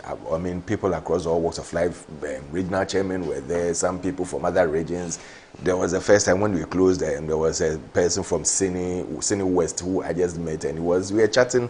Everything was so lovely. It was well attended by various pastors and priests from all across the device. Okay. And you realize that it's something that puts our hearts together at heart at peace. We thank God for everything that has happened. And he, with all that was said about him, even during the last days, he put everything aside and said, let's give thanks to God. Because thus far has he brought us. And let's come together, let's worship together. With the super support of his lovely wife, Samira, they are always putting things together and the party ahead. Let's make sure that we work together to win 2028 and put whatever effort we have to put ahead to bring this country where we want to see it. Let me also leave a mark. And that's why I keep on saying that, listen, Ghanaians should give Dr. Bawumia a chance. Because when they give him, they'll see that you leave an indelible footprint that people will say that, yes, they didn't choose a wrong candidate. They chose the right person to lead the country. All right. Alfred, I'm sure. Sorry, Alfred. Yes. I'm sure you watched the. Did you follow it on? No, I couldn't online? follow. I was in transit the whole of yesterday. Oh, so, okay. But you saw excerpts. I saw the excerpts. Okay. Yes, it's good to give thanks to God. I saw the one he was at, except from the one he was at the National Mosque, which he did on Friday. Yeah, but I was a bit disturbed when certain expressions like, well, I've seen myself being insulted, etc. Some of them, I was thinking, Charlie, you are now flag bearer, move on. Don't go back to those things. No, he said that, let me just explain to you. He said that because he was using himself as an example, that listen, even me that have been insulted, I've put it aside. Let's all come together and work together. So it's not about that he was. It's good. I've also watched excerpts of this one. It's good. I pray that the peace that they are enjoying, they will continue to enjoy the peace, and all those who contested with him will also leave their situations and follow him. I only have a bit of a problem when Alfred said we should give him a chance. I mean, we had a situation in this country where a former president asked us to give him a chance. Try me and see. And we tried him and we ended up with the Mugabe type of economy. This is not the time again to give people chance and see just because we need to give them the chance. The chance will come. Maybe one day the chance will come. I'm not God, so I cannot say that. Once it has been a Thanksgiving service and they are thanking God and there appears to be unity among them, I said it appears. I'm not part of them. I don't know what cracks there are, but outwardly, what they have shown us, the optics, looks like they are united. For us in the NDC, what else can we have done than to say, great to see an opposition party getting this way? I was a bit worried.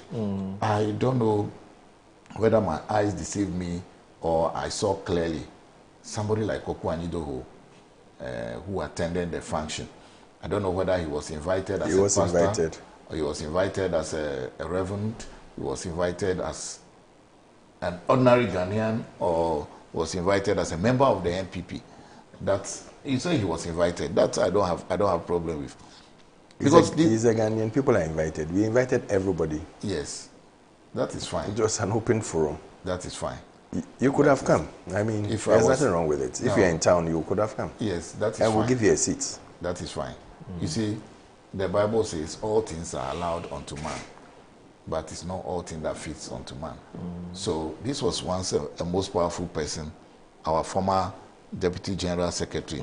He was as powerful. If you don't even take time, you would think he was more powerful than the president then himself. He could say that heads will rule, and following just the Accra Sports Stadium incident. Was it Kumasi? Yeah. No, it was Kumasi. When the lights went off. Yes, when the light went off. This was powerful. Our Deputy General Secretary then, Bam, you are there saying that you are invited as a Ghanaian. Yes, when he said heads will rule, at the time he was the Director of Communications at the presidency. Yes. Mills is president. Yes. So the optics, that's what I'm talking. That's why I said I don't know how, in what capacity he went. Okay. Perhaps he went as part of the clergy. That they are all. His institute is no more called the Atta Mills Institute. Okay. It's now the Mills Institute. Okay. Yes, that's the new name. Okay. Or maybe he's the founder and leader. Maybe he was invited as the founder and leader. But he has always said it that he's Ghanaian first. Yes. In any case, the NDC says it has dismembered him. Yes. It's okay. He's no more member of the party. Yes, but you need to take certain. As I'm saying, it's the optics. Okay. Someone watches it and says, "Where is this? Who is this? Where is this leading to?" But we give thanks to God. Now we, the NDC, are aware that having elected the flag bearer, that's battle readiness. They have told us. They've sort of drawn the battle lines, they've drawn the line in the sun, and they're going to start their campaign in earnest. Nobody in NDC is under the illusion that these people are going to play. We are aware that what they have started is a mark of we are starting our campaign. What else do they need? Maybe to go and launch the campaign. It's a trade of ideas. A month or two to the main election. So they should rest assured we are ready. We know that they will begin to take us on. But you see, once the economy is doing well, as we are seeing, and they are doing all these nice things, they should help us to govern the country properly. And that way, a very important opposition is being built, but not the opposition we have seen in the past, where anything that the government does is wrong. But there are areas that they can also offer constructive and very good ideas to say, let's do it this way. And when there are times that they are invited to the table to join in building Mother Ghana, they should be able to say, hey, we are here. We are coming to help. Let's build the Mother Ghana. Not the ones that we are praying for the government to fail, for us to come into power. And again, as I said, nobody in NDC is under the illusion that this party is fractured. No, they are not fractured. No, they are. There are a lot of people who are. Okay. From the NDC, you mean? Yeah, from the NDC. Oh, no. You see, you must understand the game. You must sometimes understand the game.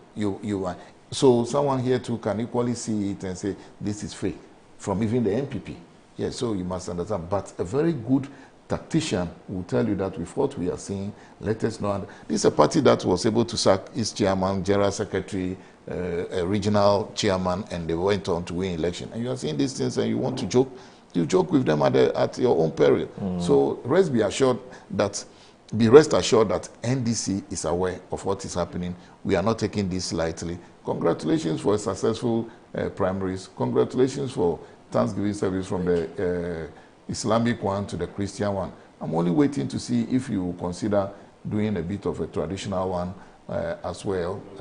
Yes, then you don't sort of isolate another group of people in this your Thanksgiving. But all in all, we are ready for the fight.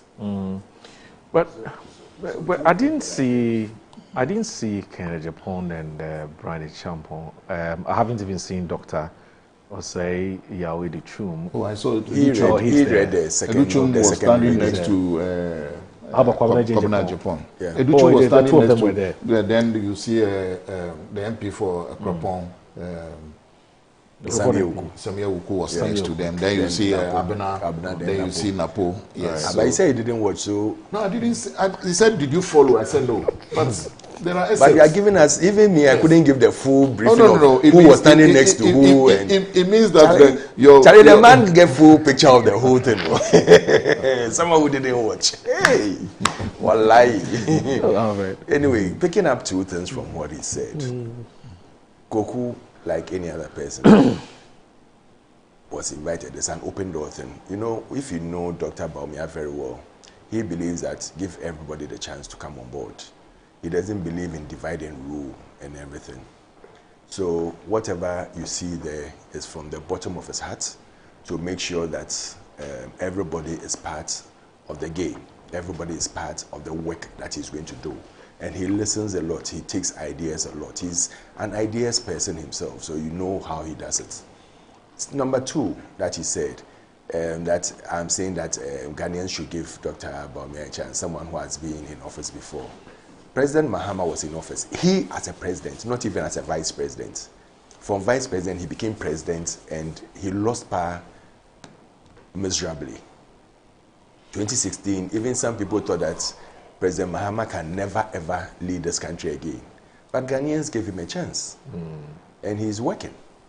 So if even Mahama as a president himself, they've given him a chance. What about the vice president who has ideas, who now, as we sit here, you are using some of his ideas, even those gold for forex and gold for oil that now has become your baby pot that you are using as transforming the economy, was an idea he brought up. When he brought it up, they were laughing at him. They were saying that they were mocking him and saying that, what do you need gold for forex for? What do you need gold for oil for? It's just job for the boys. It's just people who are going to chop and everything. But today, that is what is driving this economy. And he's always said it. That listen, we have all the natural resources. If we don't make good use of it, then what else do we need? Are we always going to sit down and borrow without making use of our resources? So if they've given President Mahama the chance, I believe that Ghanaians should give Dr. Bawumia the chance, because he is a man full of ideas who, if we put all these ideas into implementation, this country will be something else. This country will be something you would love. People would fall in to come from all across the diaspora to come and work here, because he has what it takes to do it. If you sit down with him and you talk to him, you realize that he has what it takes to lead, and he has what it takes. He has the heart, pure heart of gold to bring everybody on board. He doesn't discriminate. He doesn't push people aside. He brings people on board to work. And this is the man we call Dr. Bawumia. I believe that when given the nod, he will do marvelously well for this country. So, Theophilus, I want to end the conversation with it so that we can move on. But someone has just sent me this message, and he says, Muro, check this story. Koku Anyidoho's interesting take on Bawumia's victory. So after Bawumia won the presidential primaries, he said this, and it's been quoted by my Joe online. And it says, former Deputy General Secretary of the NDC, maybe it would help you appreciate why perhaps Dr. Mahmoud Koku Anyidoho was at the Thanksgiving service. Hey, the man is praying, pow. Like, you don't want him to pray. He was there to pray. It's prayer in Thanksgiving. No. But he's doing it with such intensity, yeah? Anyway, former Deputy General Secretary, well, others are praying, but watch him. Open eyes and watch the others and compare that. There's nothing. But anyway, so let's do this. Former Deputy necessarily close your eyes. This is anyway, mischievous. So let me read the story. It says, former Deputy General Secretary of the NDC, Koku Anyidoho, has drawn a striking parallel between the late former President John Evans Atta Mills and newly elected New Patriotic flag bearer Dr. Mahmoud Bawumia, arguing that Ghana's politics often rewards loyalty, patience, and the gradual building of personal identity.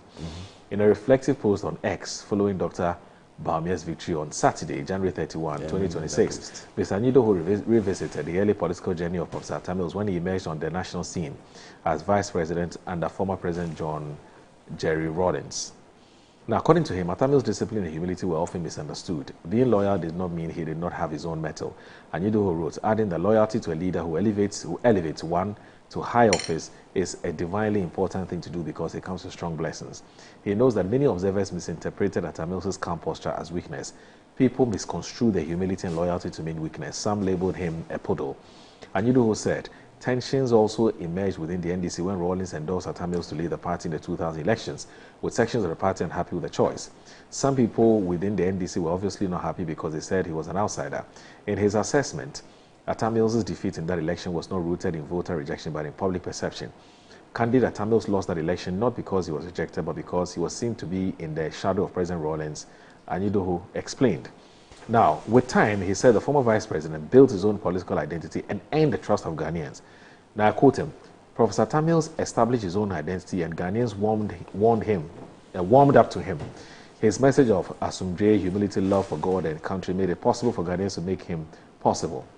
Now, drawing parallels from present developments, Nyidoho argued that Dr. Bawumia's political journey follows a similar trajectory. Do you now see where he's coming from? Yeah. So he sees the future. He wouldn't see. He sees the future with Dr. Mahmoud Bawumia. Alfred, if you really pay attention to what Moro has said, Moro is saying that the guy has identified Dr. Mahmoud Bawumia similar to President Atamils, and he was close to Professor Atamils. So he can see he's in effect getting close there. No, that's not what he said. No. I mean, he said you can see the similarity. Yes, the similarity. You can be at home. Similarity of purpose. Yes, you can be at home and see like the way you are seeing here. You don't necessarily have to be there. That's why he's asking the question. But you were not there. But you're able to show me who is sitting next to who is sitting next to who. It just shows. Unfortunately, how meticulous I am when I watch. It shows that you are an engineer, political engineer. Yes. When I say it, Moro will say that you are not there yet. I will accept it, but one striking thing that you didn't say. Okay, let me finish. And then you can wrap it up, yes. Trying to draw the parallels. He's telling you that this man is similar to Jonathan Mills. So, I mean, imagine, do you know why Kakra Suman had to leave MPP then?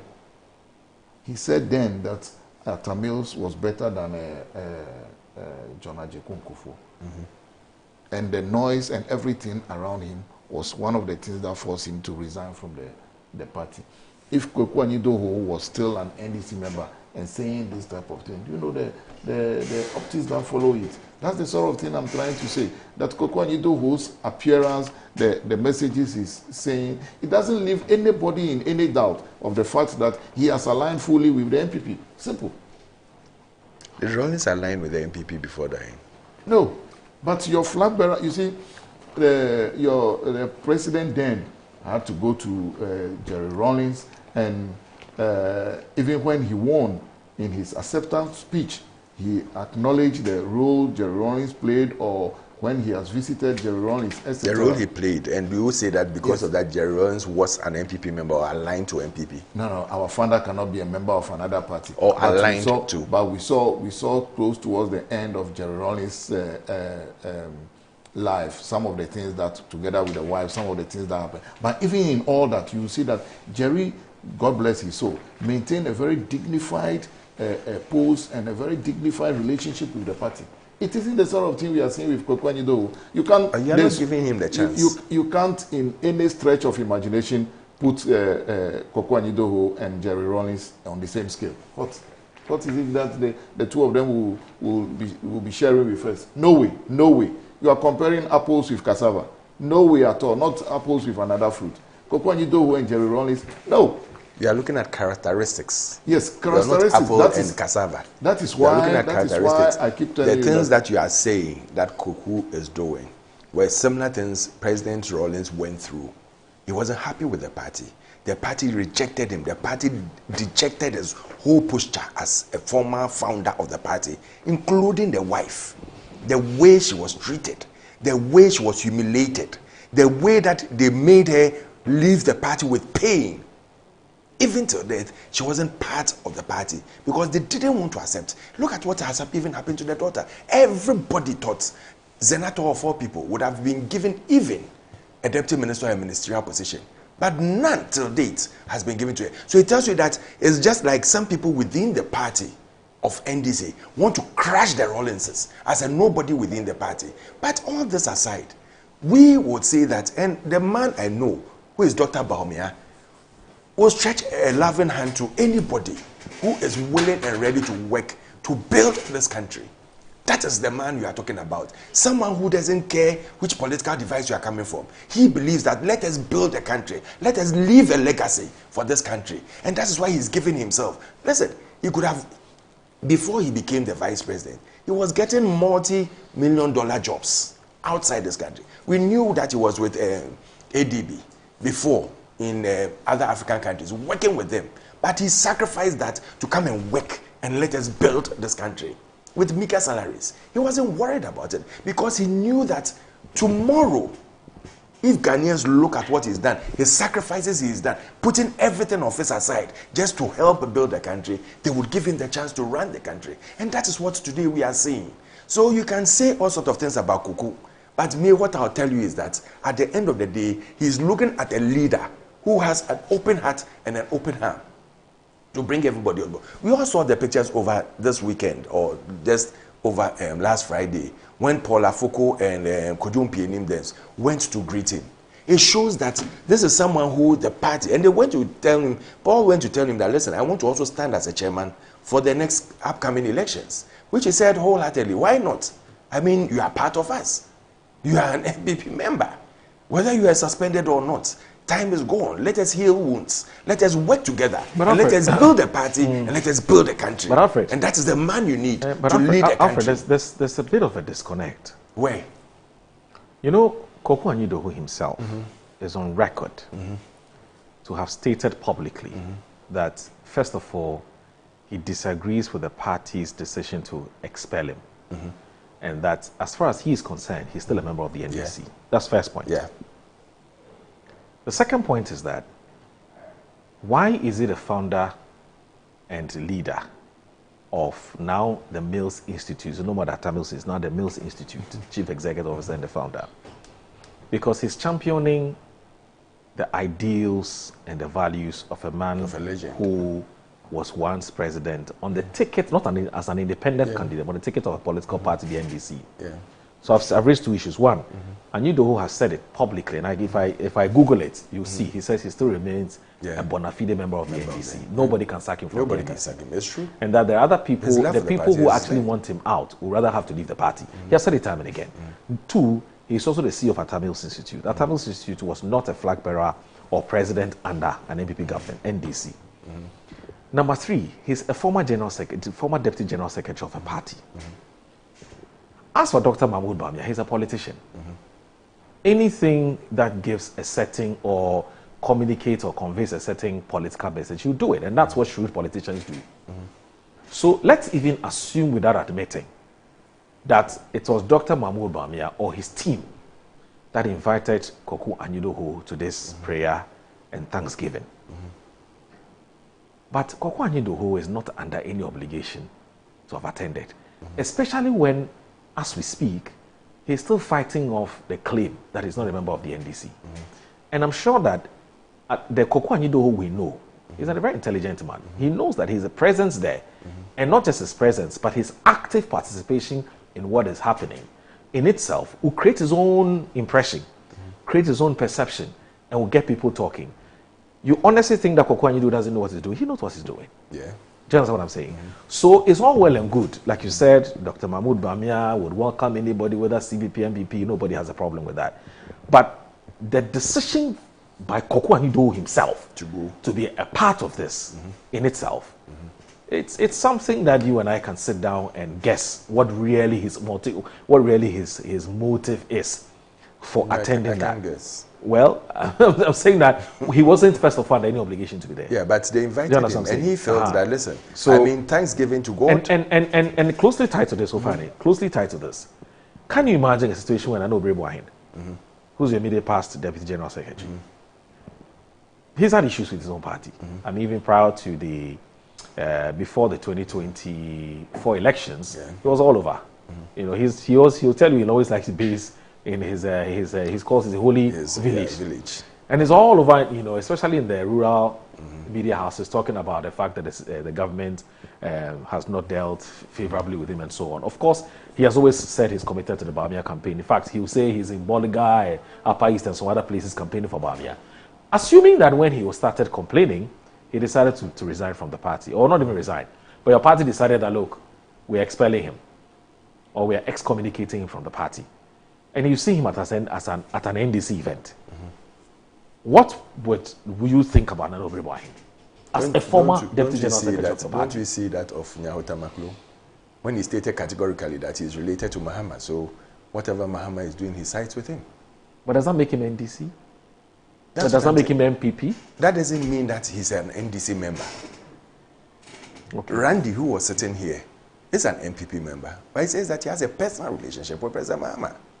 So he worked with him and worked for him. Was Randy MPP? Was he a card-bearing member of the MPP? I'm not sure. I wouldn't know, but he has his sympathies towards Well, MPP. you can say that he, at some point, once upon a time, he has some sympathies for the MPP. But whether he's MPP, I'm not sure. I don't know whether he had a card or not, but I know that, I mean, he himself was whining and dining with the MPP. Yeah. That's the point. So we cannot conclude on these things. I mean, people are free to They are cross free carpets. to not just cross carpets, but if you have an idea, Alan has moved to understand NDC and went to give them his what do you call it, CPF or PF or that book he calls.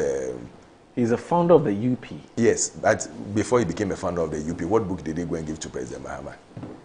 That It's is called trade book. the Great Transformation The Plan. Great GTP. Yeah, GTP. His Yeah, plan. GTP book. Didn't he go and give it to Mahama? Yes. Did he bring it to Dr. Bawumia?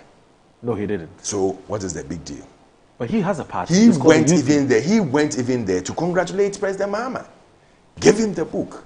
Now today, as we speak, President Mahama says they've made him AU or UN, AU chairman. No, he's not been made anything yet. He's not been made anything. I thought they were giving him some AU position. No. Someone recommended it, but but he hasn't been given. He hasn't been given. But he said he was going to work with what do you call it, the Great Transformational Plan Director to But run the the two whole. scenarios are not the You same. see, they are the same. Look, you have a leader. Koku and wondering. what do you call it? Koku is the CEO, deputy CEO, or was the deputy CEO of NDC. Yes. So he's a strong man, a pillar Yes. within it. That's why today we are discussing him. So if Alan, who also wanted to lead the party and lost elections, he wasn't sacked. He lost and was pained and walked out of the party and decided to form, or he worked with other people to form a union that would help MPP to lose. And then it will let his GTP come out. Nobody complained. We watched him. He did it. And then after that, when his party that he supported came into power, he's decided that I'm going to form a party myself and call it UP. Alfred. The reason for UP, using the word UP plus, Alfred. he alone would know. Alfred. Oh, let me land. Koku Anyidoku has not told anybody that he has left the NDC. Koku said, And I don't know why you are Koku drawing said he hasn't landed. Yes, he said he hasn't left. He hasn't landed in MPP. No, he Neither hasn't has he said said that, that he's left NDC. Yes. But here we have another situation where the person has decided when he lost elections to walk away and join or help forces with another party for his own party to lose. Which is the UP. Yes, he helped forces with NDC for MPP to lose. That was his job. And he did it. He delivered for them. Then they helped him to form the UP.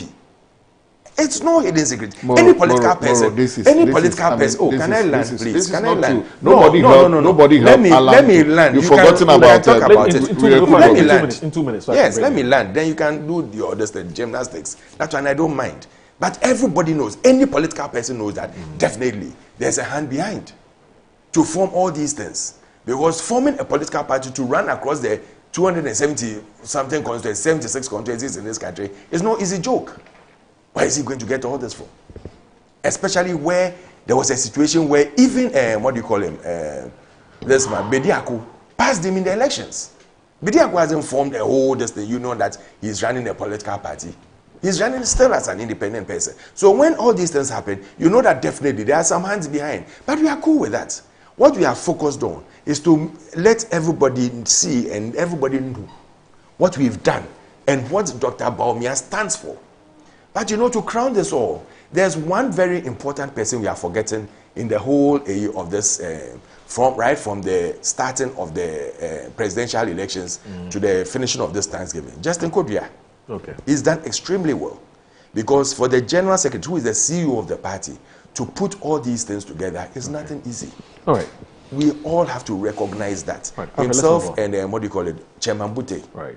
They have done extremely well with the whole team. Okay. I believe that what they've done is extremely good for the party. All right. And it shows that we are united towards victory 2028. All right. Now, please now I am aware that Akpalu and Joy and the Kofi rest, Akpalu yes, of LPG. Yes, they were all sponsored. Now I'm aware because he has just told us that they couldn't have done it without sponsorship. You mean by parity of reasoning? By parity of reasoning, yes. He has said it. You don't even need reasoning. He has said it. So thank you. Now we know where Akpalu and himself. I don't have problem with that. Then the other thing is he somehow avoided the question of the absence of Ken and Brian. Yeah. Well, I forgot I can answer it. What is it a big deal? I can answer No, it. I can answer it. I mean, let's you. assume it's not big deal. That's why he forgot about it. No, I can answer it for you now. No, Give me 2 seconds. No, I won't give you 2 seconds. You said I shouldn't 2 interrupt seconds. you. They've traveled. They've traveled. They are not around. So conveniently, they've traveled on the day when there was massive. They've traveled before the time. So you want them to just Thanksgiving. But again, Alan, he is mentioning Alan. We've Why is he forgotten worried the likes of Wireku Brobe, who also formed party during the 2000s. Yes. And still MPP went on to win. Yes. And Alan has every right, and that's my small daughter will say, and every left to say that I can form my own political party. There's nothing wrong with it. We have had situation. He was likening he was just drawing Jerry Rawlings, etc., into all this. Somewhere along the line in the politics, we have realized that they were playing my enemy's enemy is my friend. That's all he has just told us this morning. So we bring everybody on board. Yes, the idea of Paul Afoko going to meet Bawumia, the candidate now, is not out of the fact that Bawumia wants everybody on board. Paul Afoko went there, as he said, to go and say that I am going to contest and I'll ride on some of these things also to no. He has to. He has to. If you are really, I mean, give me the word. Alfred is trying very hard to go and contest. He will be telling you what he's doing as consultation. He will be going to those people he feel that their influence will matter to tell them. Except he wants to tell me that when he wants to contest, he won't tell Dr. Bawumia, he won't tell Justin Kodria, he won't tell any of them. He will just say, I am Alfred, I'm going to contest today. No, he won't do that. So the idea that they have all gone there. And again, look at it. When Apenyo Markins was addressing the press, that was when the MPs were almost at Bawumia's house, and he has to abandon or leave everything and run and join them. The reason I'm bringing all this in is that this is the new boy and the new kid and the new wave on the block. So you don't want to be left behind. And there is no way that the euphoria and everything, you don't want to be seen to be there. Politics is all about optics. We have identified that. It's all about interfacing what is moving at the moment. That is why all of them were rushing there to go and, indeed, give him 2-3 days. You will start to see him in pictures also going to announce his own at Bawumia's place. So the idea that Dr. Bawumia was being receptive because he's the one that can work with everybody is neither here nor there. Okay. It is the new wave that everybody must tap in to be able to be relevant at the moment. Otherwise, you are useless. Your political future becomes useless. Okay. You want to tap on this. How come that none of them will say that we are also going to commiserate with Kennedy Japan or commiserate with Brian, etc.? Because it won't bring you anything. No dividend will come out of it. But this is the new kid, the new wave.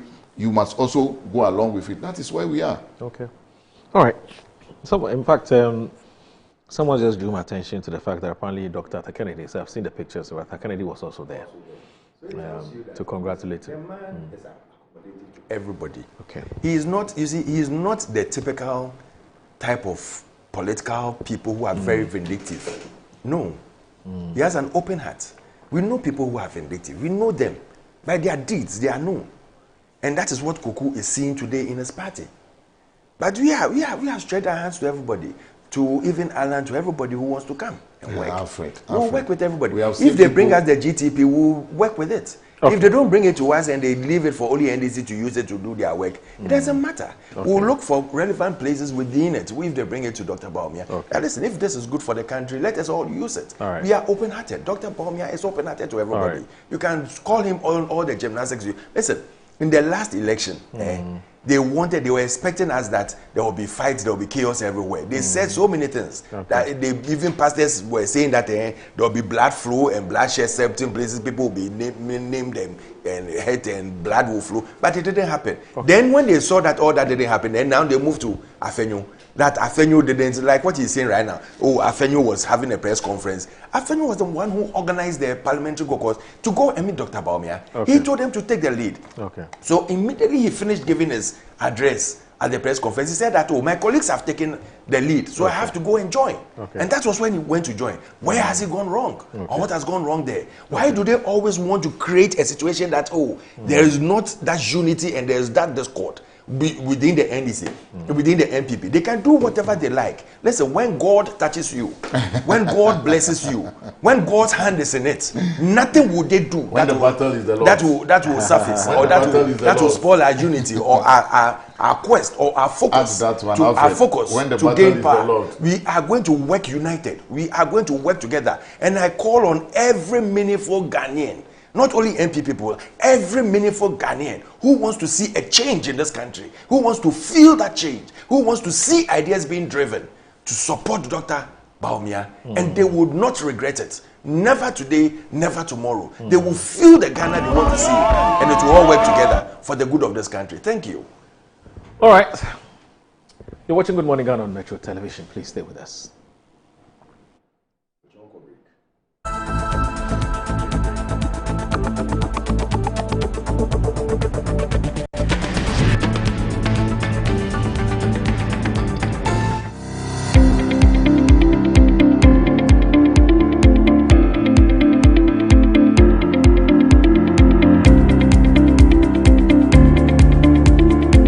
Ebusiafo ye mama kwa aba eba Children's Palace nkwala nyema nyina fie enyi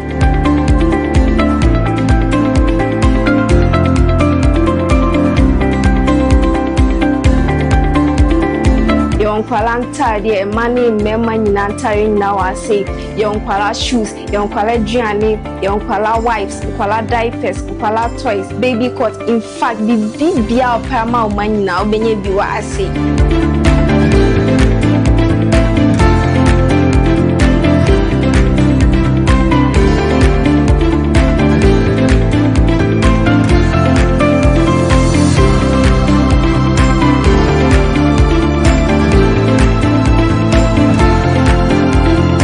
Located at East Legon Hills, Nana Chrome KFC.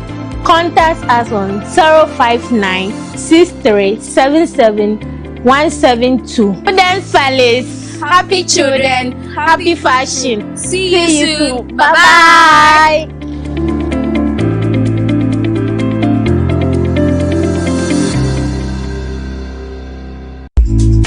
Good afternoon, Mr. Ampedu. Good afternoon, Mr. Asari. How is business doing? My business is collapsing. Why is your business collapsing? I sold my products and services to my clients on credit, and my debtors are not paying their debts. Have you heard of Rosic Consult Limited, a debt recovery company operating in all the 16 regions of Ghana? Not at all.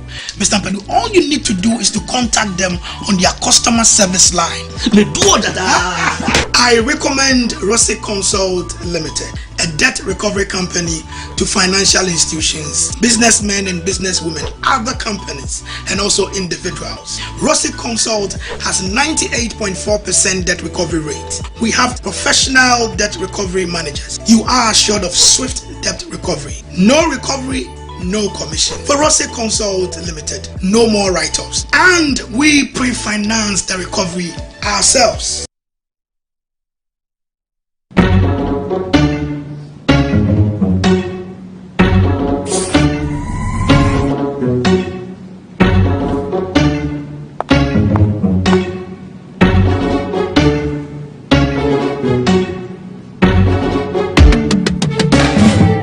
It's time to believe in you. We are changing, so should you. If you're dreaming, don't be afraid. And in the valleys, keep your head up high. Dare to dream with Puma drinks. Yeah, believe it, you can achieve. Oh yeah, clap your hands for the whole new vibe. Make we start the bliss. Oh yeah, come alive. Let me hear you.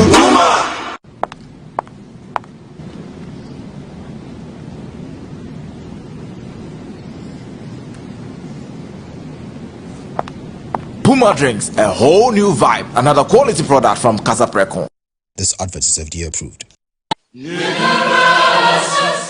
Oh yeah, Ghana is opening a new chapter in green growth and investments. Tree Cross Developmental Authority, TCDA, presents the first Ghana Tree Cross Investment Summit and the first Tree Cross Industry Awards 2026. The 4-day event runs from the 17th of February to the 20th of February 2026 at the Accra International Conference Center. Morning sessions start at 8 a.m. and afternoon sessions start at 1 p.m. daily. Theme: Sustainable Growth through Tree Cross Investments, Resetting and Building Ghana's Green Economy. The summit brings investors, policymakers, agribusiness leaders, entrepreneurs from cashew, coconut, oil palm, rubber, mango to share from all over the world to connect. Climax on the summit will be a special gala night and first Tree Cross Award ceremony. For exhibition, sponsorship and registration, contact us on 0303-981-790. Visit our website at tcda.gov.gh or connect with us via our social media platforms at TCDA Ghana. Registration is required. To invest in Ghana, grow Tree Crops. The future is green. Be part of it. Seacoms beyond cocoa. Our Seacoms, our future. Come one, come all.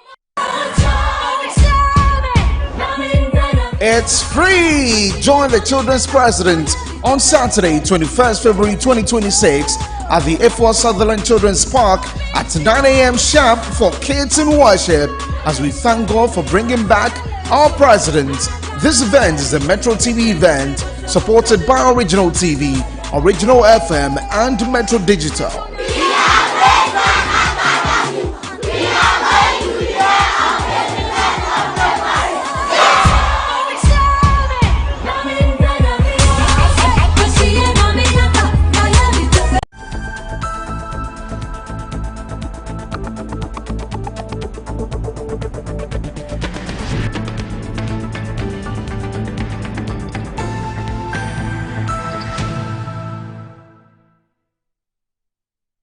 NDC for Mundium, no Mundium Fiasem. Yansha Krana, Ebia by mid this year. Omampei Mahama Eba by Lim Dak president. Because Obia paid to me, Usho Mumua, vice president, also Onusubedi president. And then I'm saying, Yeti say, Onu, Afa Haruna, Idrusa and running mate. Yeti Yani say, chief of staff, Julius Debra, Onoso Namnokwai, Onoso the president, Edi. Ononso ose ne running mate any fifi kwete yeti a majority leader ononso onamni baby onini ablakwa omoso yo mu permutation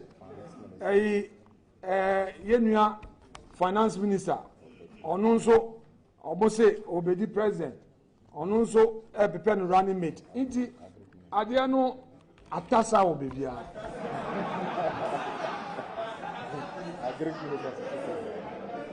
Yenya Erikopoku on car as a somebody mouth now would ye Kujuma Kromo farmer also be the president. Onu opening Erikopoku the difference between opposition and government. Our opposition and kati brofwa kasia and obedi minister. Siko the bay Juma Krampono Aya Semamano. Onu Suzu obedi president. And this is for the no. That's the NDC MPs.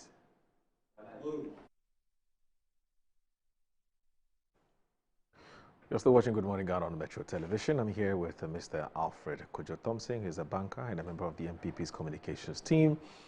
Theophilos Jimega Jr. is a private legal practitioner and also an engineer, civic, mining, and water engineer.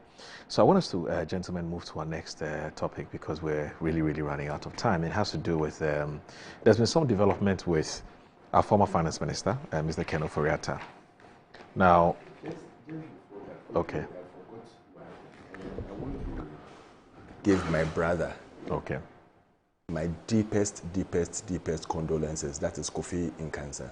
Oh, Kofi Nkansa, yes. He lost his dad, He lost his dad. After all this debacle, you know, he couldn't have the chance to have the last minute with the dad. When he was, I don't know whether he was kidnapped or he was sent somewhere in hiding or whatever. And I think it's, with all the pain, the shock and everything, he lost the dad through that. And it's so painful. It's so painful. Your dad through the shock and pain? The dad has pain and shock when he's not well and he's there, he's looking for the son. They say they don't know. Can I finish? Can I finish? You will have your time. No, we are educating. And the man is going through pain. And you think what he went through within the last week is so good. You know this for a fact. Or you think. The dad wasn't well. So when they called him the first time and he reported, and he went to look for the dad and visit the dad, taking care of him, they said he should come back. That was when he was arrested. Well, this is what Kofi Ofosu-Nkansa himself wrote. And it doesn't align with you want him to come and tell you that through the pain that you've caused me and everything. This is what we know by way of information, okay, from the horse's own mouth. The dad isn't well and he lost it. Let me read to you what Kofi Ofosu-Nkansa himself said, okay? And I'm sure that it would help to put the matter in its proper perspective. Okay. So this is what he says, that my dad has never fallen sick. Aside going to hospital every quarter for his routine checkups. And within a week, he's gone just like that. So, but you said the man was sick. I said pain and things. No, but you said the man is sick. No, if you go into pain and things, won't you fall ill? No. Hey. You just said, okay, the man is sick. But the guy says his dad wasn't sick. When he says sick, Obia or damn pass or yare. That is the sickness he's talking about. But what he went through, he was looking for the son.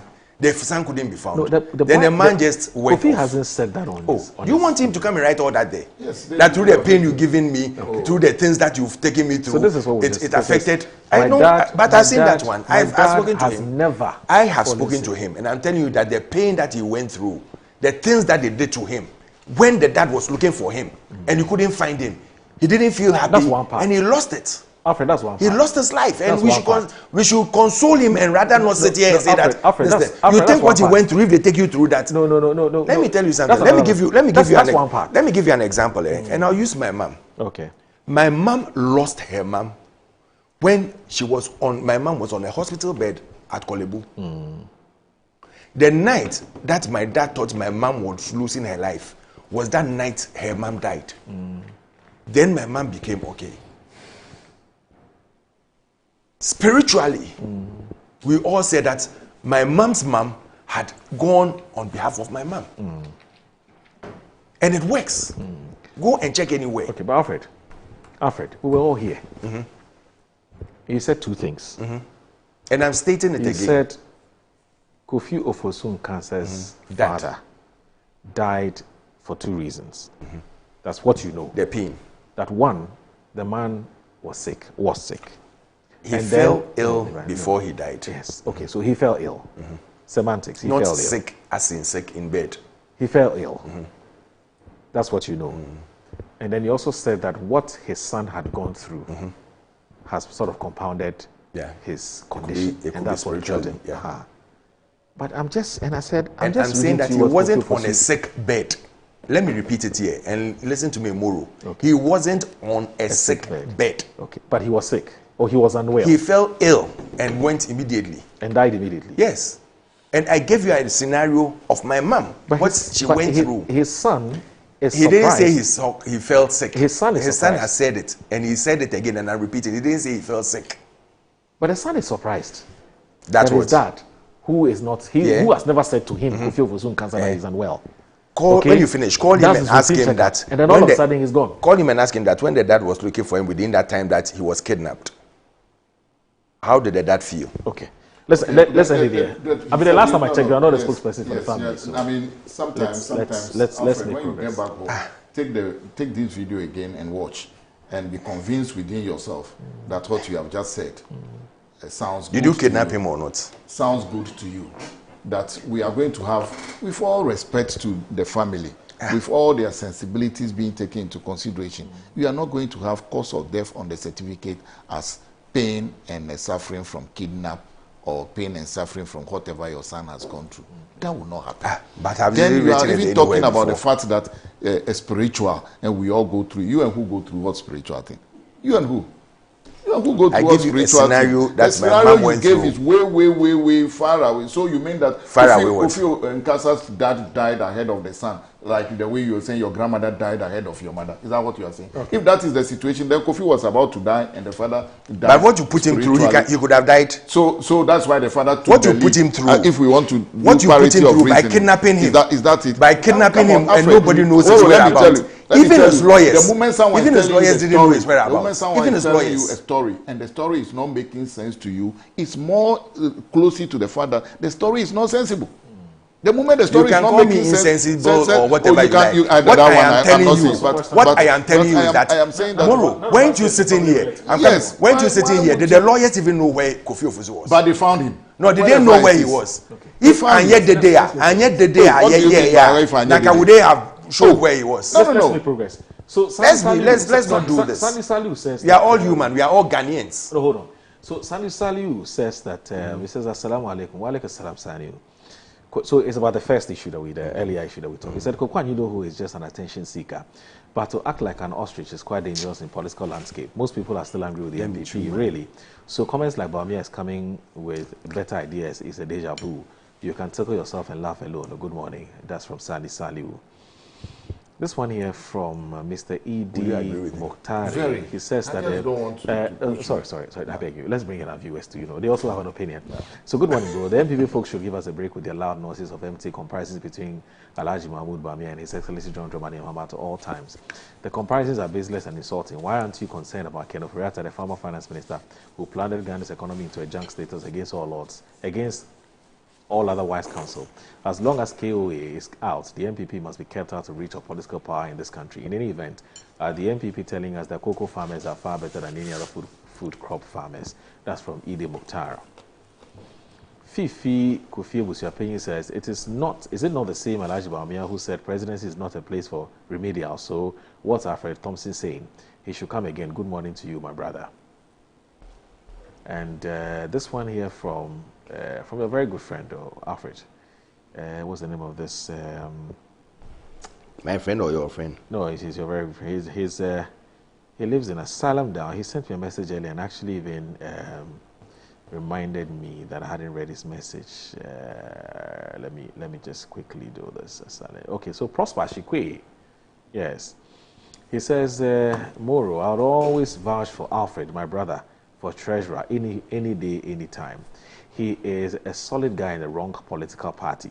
We, as a people, have unfortunately shied away from doing serious discussions around political party finance. It's actually the devil in policies we need to deal with. It's one of the elements that, when properly dealt with, will keep some corruption tendencies. Okay, so this one here. Okay. Larry Dogbe, good morning. It's good to know you're tuned in. Anyway, so let's. Larry Dogbe. He's your friend, eh?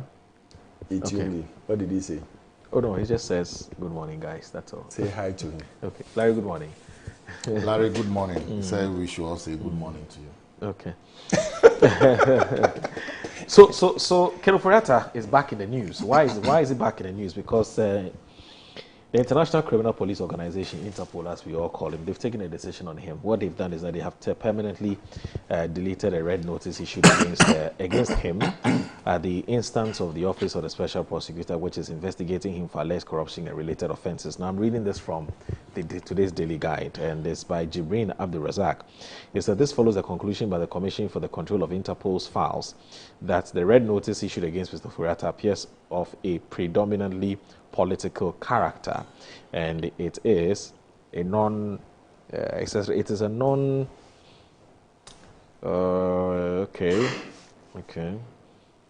which is investigating for. Okay, so this follows the conclusion by the Commission Okay, let me start the whole thing again. So the International Criminal Police Organization, Interpol, has permanently deleted a red notice issued against Ghana's former Finance Minister Ken Ofori-Atta at the instance of the Office of the Special Prosecutor, which is investigating him for alleged corruption and related offences. Now, this follows the conclusion by the Commission for the Control of Interpol's Files, CCF, that the red notice issued against Mr. Ofori-Atta appears of a predominantly political character and is a non-compliant with Interpol's rules and shall be deleted from Interpol's files permanently.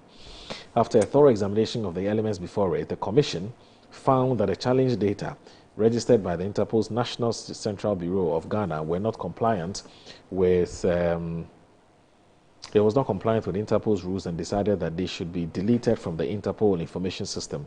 Interpol determination issued on February 13, 2026 pointed out the permanent deletion of the Interpol red notice against Mr. Ofori-Atta was communicated to the public by a statement signed by the lawyer Justice Kusi Menka Premo. This was later confirmed by the Office of the Special Prosecutor, that which indicated that the Commission for the Control of Interpol's File directed the deletion of the notice under Interpol's rules on political neutrality and notice processing, citing in contextual factors at the time of issuance. This, the Commission said, included polarized political statements. You see, here's the thing interesting. Polarized political statements from members of current and former administrations about the conduct of the investigation. Another factor is the public controversy surrounding prosecutorial and extradition processes, including public acknowledgement by senior officials at the Ministry of Justice of an inability at the time to pursue extradition due to early procedural stage of the case. The Commission further observed that subsequent developments made the notice unnecessary as Mr. Ofori-Atta's location was known. Cooperation with U.S. authorities was ongoing and extradition processes had already been initiated following his arrest in the United States on January 6, 2026. Meanwhile, the OSP has indicated that summons issued by the Criminal Division of the High Court in Accra have been transmitted for service in the United States, requiring his presence to answer multiple criminal charges. Efforts to secure his appearance continue through established legal and diplomatic channels. The OSP reiterates that it remains guided solely by law and evidence and is committed to due process and the fair, lawful, and impartial prosecution of corruption and corruption-related offences. Mr. Ofori-Atta was placed on an Interpol red notice on June 2025. Following a request by the OSP, which is investigating him for corruption and related offences.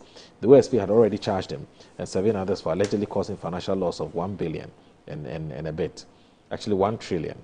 Is it 1 trillion? That's 1 billion, yes, and a bit to the state through the revenue assurance contract USD. awarded by the, sorry? 1 billion USD or cedis? No, that's cedis. 1 billion cedis. Cedis, okay. Yes, awarded by the Ghana Revenue Authority to the Strategic Mobilization Ghana Limited. The Interpol notice, which was issued on June 5, 2025, indicates that Mr. Ofori-Atta is wanted on the charge of using public office for profit.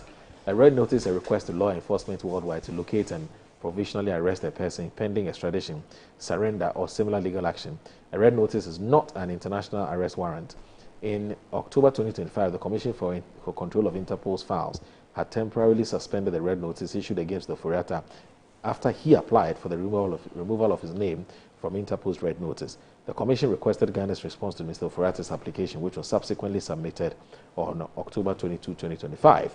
The communication dated November 7, 2025, the Commission noted Ghanaian authorities that Mr. Ofori-Atta had filed an additional arguments in addendum, and the Commission requested Ghanaian authorities to file their response to Mr. Ofori-Atta's additional arguments by November 21.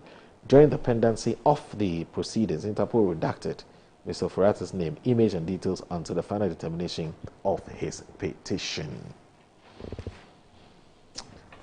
T, what do you make of this? Now, closely related to this, I want to read something that Franklin Cudjoe put out. Something that Franklin Cudjoe put out, and then you can put all of that together and help us make some sense of what he's trying to say. Now, okay, not even the Franklin one. So there's a gentleman called Wikan Al-Bihapi. Now it says the ruling itself lends strong support to Franklin's argument that the Attorney General's handling of the case was weak. He says these are not merely operational lapses by the OSP. They reflect deficiencies in the legal framing, prosecutorial strategy, and international case preparation, areas squarely within the Attorney General's constitutional mandate. A well-prepared, tightly argued, and a consistently updated case would have significantly reduced the risk of Interpol striking it out on political grounds. in that context, Franklin's criticism of the Attorney General is not only fair, but supported by the reasoning of Interpol. Now, what is the Franklin's criticism? Now, this is what he says. He says, guys, my main argument is that Ken Ofori-Atta cites the AG, his deputy, and the leaked memos from the AG's office to the media to back his argument. Now, if the AG had not barged into this whole matter, there was no way Ken would have had such documentation to give it to Interpol. Until that needless fracas came, Ken's first attempt challenging the red notice had failed. If you have your own AG talking in public that there is no docket on the matter, and the OSP had to respond that there was a docket and that the AG needed an extradition packet, all these untidy noise playing out in the public, what do you think would happen? Wouldn't this open confrontation arm Ken and his lawyers to argue successfully that investigative bodies were, squabbling politically over Ken, and so he fears prosecution? Remember that when all of this back and forth with Ken and the OSP and Attorney General on one side came up, one of the things that we heard some analysts say was that all of this was going to arm Ken Ofori-Atta and his lawyers with sufficient information to say, I told you that this whole thing was a political persecution, nothing to do with whether I'd done something wrong or not. So those who make those arguments are now saying that, well, we feel vindicated, come and give us a stone. Yeah, Muro, let no one jubilate over this. I'll go maybe slightly hard on you and your colleagues. Sure. Has any of you cited the notice from Interpol? So this is the only one we have. So to whom it may concern, see, this is what we have. Now it says the General Secretariat, right? Good. The General Secretariat of the International Criminal Police Organization, Interpol, hereby certifies that as of today, Mr. Ofori-Atta Kenneth Nana Yao, born 7th November 1959, is not subject to an Interpol notice or diffusion. Right, please lift it up a bit. Let me see whether there's any. Yes, so what's this? 2020, that's 12th of February, 2026. Yep. So that's what we have, to the best of our ability. So all that you have was a letter or a notice issued by a law firm representing Ken Ofori-Atta. No, executive. No, what we have is Executive Directorate, Legal Affairs, General Secretariat, Interpol. So this is what we have. Yes. So Interpol. let's. That's what you just read. Oh, just this. Yeah, just this. Yes, but this does not indicate what you read in the Daily Guide. Okay. This does not indicate what you read in the Daily Guide. This information is scanty. Yes, it's very scanty, but you have a law firm that has dressed it properly. And to all intents and purposes, all of you sort of appear to have jumped on it. You're saying this is fake? I didn't say that is fake. Is that you mean the reasons why? That you have added. Nobody has seen that. It's a valid point. Yes, nobody has seen that. And the basis for Interpol's decision is still unknown. Nobody has seen it. And all of us have jumped onto what that a law firm has put together. And such a powerful law firm, its purpose is to shape public perception, the narrative towards one particular area. It's a very valid point. And that is all they have done. Very, very valid point. So that is why I say, let me get onto your producers and the journalists like you to ask you, have you seen it? So go back, do that work. Come back. I'll also give you double the stone, as you're saying. In any case, why is Ken running away? Let me use that word. Why is Ken running away? Let me dissect first the notice. Now, if you go by what even Daily Guide, that notice has indicated, Ken's location is known now. Ken is under arrest. Ken is going through a certain immigration process, perhaps extradition processes too. So there's no need to put him on red alert again. There's no need. Now, having been removed from the red notice does not exonerate you. It does not make you less guilty. It does not make you more guilty. It does not prove innocence. The place that I'm worried about is that the more Ken remains a fugitive, the more it will be tied to the MPP party to say, bring your people into account for their stewardship. So it will be in the interest of Alfred to carry the message to the powers that be that, hey, let's get this guy back. Let him face the music squarely.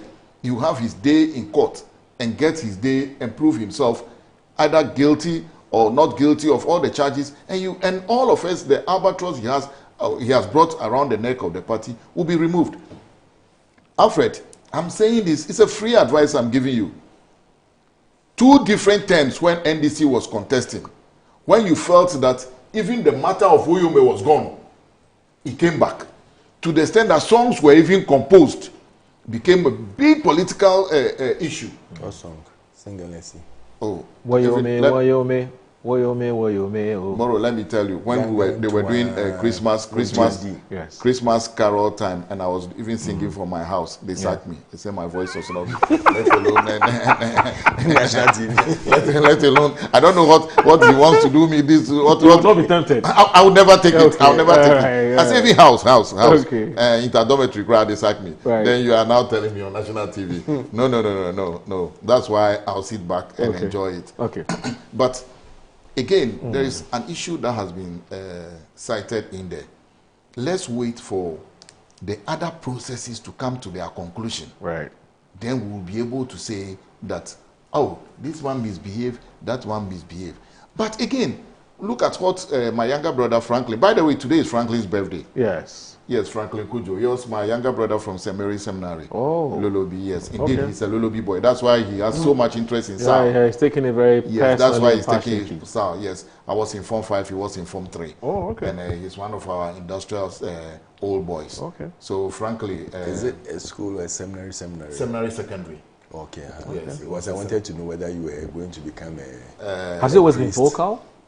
Writing and No. talking and voice? No, He's always he was a shy guy. He was a shy guy. Yes, but you could still see few of those things out of him. Yes, he was a shy guy. But forget about this your Reverend Father matter and let's talk of other things. I can't ask you about your Reverend Fathership. I'm a Catholic by baptism, non-denominational by I'm also a faith. Catholic by baptism. Yes. So, Franklin Kujo, happy birthday.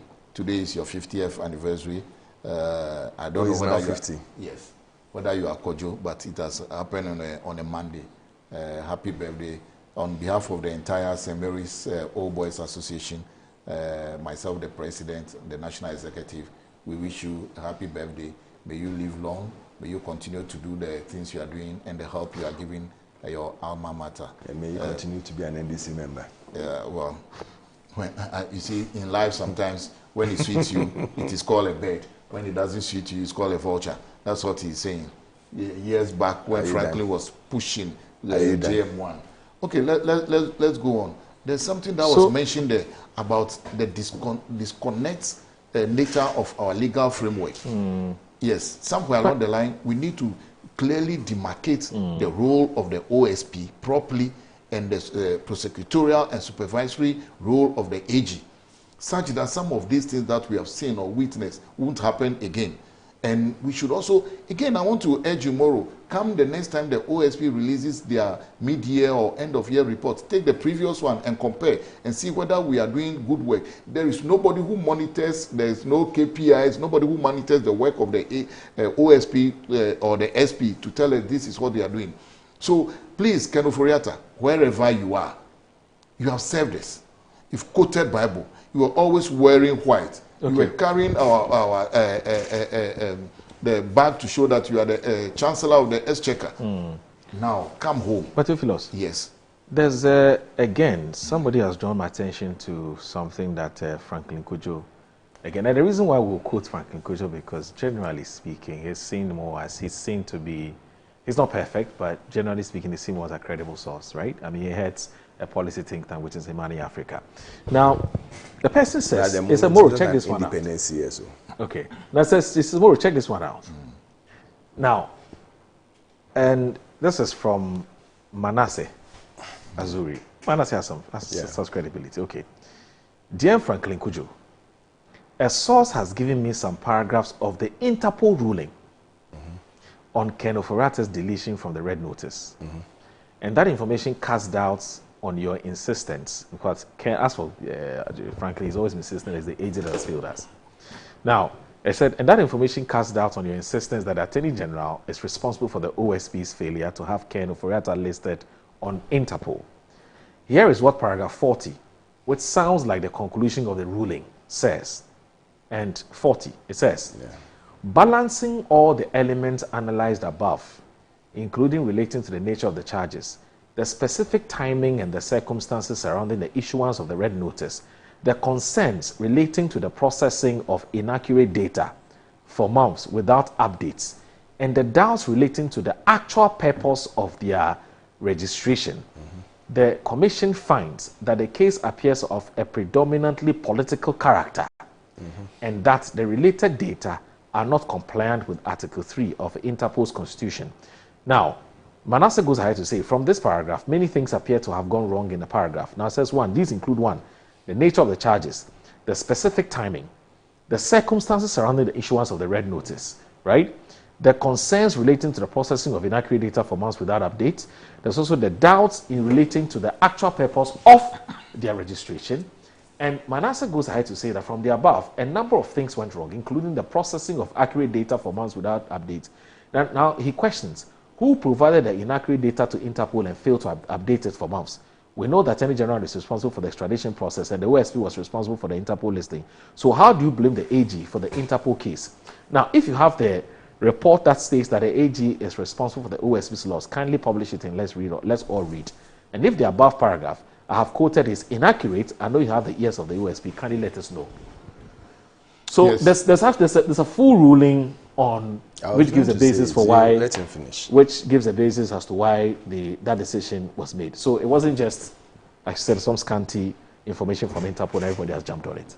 No, that's why I'm saying that. Yes, we don't we have haven't it. Seen it. I don't have it yet. Yes, so you jump so on for now, it's just people talking. Jump on the one from the law firm. From law firm. Yes, beyond that, as even Manasseh that is saying, he said. I'm sure he quotes it from the law firm. No, he said someone somewhere has was able to give a source. Yes. You see, it's true, we still don't have the document. Yes, so we don't have it. So until you see it, yes, you would want to discuss this. Discard. I would like to attach very little property value to the one from the law firm. The law firm has been representing him for a long time now. And the law firm has been issuing notices on his behalf. You don't expect the law firm to do something different from what they've been doing. In any case, the whole idea about Ofori-Atta to be persecuted by the special prosecutor, that's why I have huge problem with that office of the special prosecutor. But for Ofori-Atta to be persecuted by special prosecutor is the fact that special prosecutor was appointed by Ofori-Atta's government. He wouldn't have been appointed without the knowledge of Ofori-Atta. Okay. Never. He wouldn't have been appointed that. So those you appointed today have become your persecutors. Jesus Christ. That's not the situation. All right. So someone just sent me a message to say that you were there talking about that it will affect MPP. Perhaps they are the ones protecting him. I want them to prove that they are not protecting him. Let them also put in the word that, hey, say, just jump on the plane. There's available flight. Take Delta, straight route. Take United Airlines, straight route from Dallas Airport. Take Delta, straight from New York. Arrive in Ghana. Okay. Then you have come yourself. Let go through everything. All right. Yes, and can I come in now? Oh, Alfred, take your time. Be like kindergarten teacher. Are you done? Take your time, patience. I'm asking whether you are done. I am done. Thank you. All can right. I come in now? Yeah, Alfred, you have you actually have just 7 minutes. To 7 minutes. You gave him like 20 minutes. Oh, no, he didn't. The man has been talking and beating about you. Let me go. I'll use the 7 minutes very well. Now, and I hope he doesn't come in to interject. No, he won't. You see, NDC, we keep on telling them one thing, but they will never listen. I don't know why they didn't make him the Attorney General. Because I said we have an Attorney General who prosecutes on air. All he does is media gimmicks. He's on air every day prosecuting people. You have, is it $8 billion or $31 billion that they were supposed to collect from the oral? How much was it? 21 billion. $21 billion. Not even $1 has been collected over 1 year, how many months? And he's always on air, prosecuting people on air. Let's take this country serious a bit, please. But also, it's listen, Moro. We can't keep on going this way. We can't keep on trying to destroy people's lives and people who have built a future for themselves just by coming on air and saying things about them. Then you get party apparatchiking saying all sorts of things. Please, we've passed that stage. If you have a case against someone, he's a lawyer. He should know this. Send it through the court of competent jurisdiction and let them prove him guilty. It should be beyond reasonable doubt. They should come out and say that, yes, nothing is wrong with him or there's something wrong. But you don't come on air and say so many things. And then people expect us that we should take a line hook and sinker. It's totally unacceptable. It's totally unacceptable. We should stop this type of life. End this issue for once, take people serious. You promised 133. 133. Go to Ken Ofori-Atta. And up till now, you haven't been able to deliver one. How much more the 3 and the 3? And you sit down and you talk as if everything is for granted. You promise people, cocoa farmers, I'll give you 6,000 to 7,000 Ghana cedis for your bag of beans. Then when you come from 6,000, let's even give an average of 6,500. What has this got to do with the Interpol? Oh, I'm coming. I'm coming. Relax. When you come, instead of the 6,500 average that you would have given, there's a haircut of about 4,000. Where is the 4,000 going to? Now you are giving cocoa farmers 2,500. Shortchanged. It comes to the fact that they just talk. They don't walk their talk. If you want people to take you seriously, let us see you in action. Let us feel the action. Let people feel it in their pockets. Universities, they are going on strike. People are going on strike. Just recently that you came to office. Okay. During Nanado's time, we didn't feel all these strikes. So how come all of a sudden we are feeling it with you? Okay. Over the last, in the this Fourth Republic, we've never seen any government that has come and has reduced the prices of cocoa farmers. Until this particular government. This is the first time in the history of the Fourth Republic. Even when Nanado's time, prices went down. They didn't reduce the bag of beans. They held on to it. And they made farmers feel happy. That is how you treat people you are serving.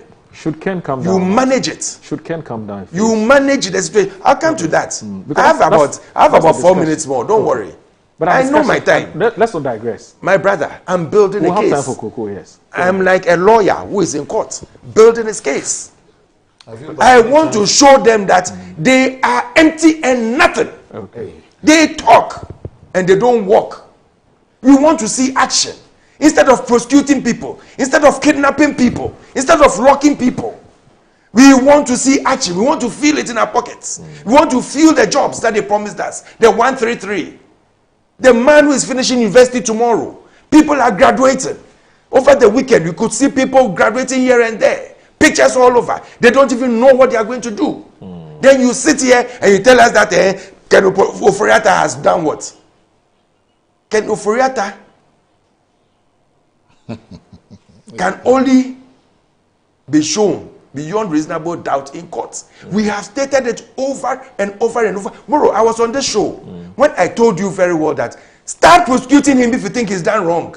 You don't need a man to be here to do that.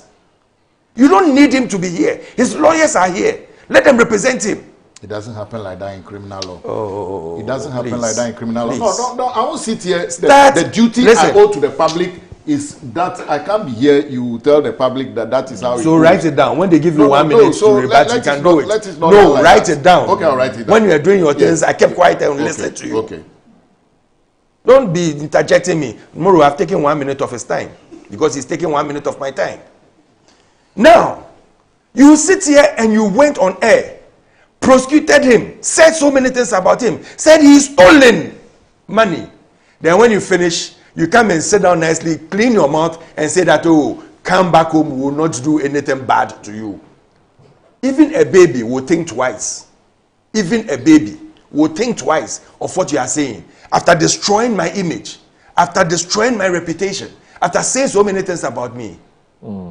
I'm not saying anyone under the last government should not be taken to the court of competent jurisdiction to be tried. They can take anybody to try them. But let us do things the right way and let us stop being a public radical by going to sit on air and announcing people's prosecution before we even send it to court. How many cases have they sent to court under the oral? And so they give us the impression, $21 billion, we don't need to even borrow. Okay. I thought they would have taken even 1 billion by now and not go for the IMF and tell the IMF that you can walk away because now we have 1 billion of the money that we claim MPP has stolen. Okay. You see, we are not babies. Okay. They shouldn't take us for a joke. Okay. They have lied to Ghanaians. And the first thing they should come and do is to apologize to Ghanaians and tell them that the 133 we promised you, the jobs we promised you, we are sorry, we are not able to do it. Okay. It's about a year that we saw this thing, publication of chief of staff telling them that they should sack everyone who hasn't done this thing, who was played after 7 December.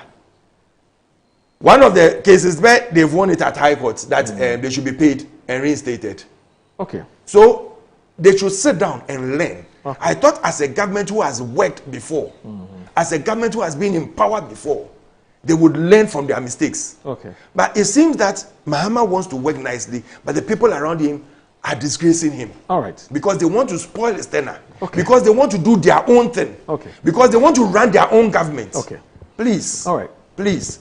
Ken, if he's guilty, can be prosecuted. All right. You can start a civil and a criminal case. Okay. You don't need him to be here to do anything. And that is why Interpol is saying that they see it more of a political vendetta than anything else. There's nobody who said it. And all the things that you are seeing, Manasseh and the rest are writing. There are things that came from Interpol. When they write a basic letter, they have documents there based on why they are taking your name out of the red alert. And he knows it. Okay. Let's do this. Yes, so let me do just 3 messages and I'll give you just 1 If you give me 1 minute, I'll take my 1 minute. Alhaji Hamza from Pig Farm says, good morning, my brother. Moro, I would advise you to give the tape recording of this morning show to Alfred Thompson to listen to himself. I'll advise him to think deep before he speaks and not to speak before he thinks. What does he mean by the such guy who made serious allegations against the government was kidnapped? Interesting times ahead. Moro, such gentleman said scholarships are being sold at the scholarship secretariat and is aware and is speaking on authority that members of MEP have bought some. He made these useless allegations against the government without providing any evidence to support his claim. And when he's invited to provide evidence to support the investigations. Alfred has a problem with that.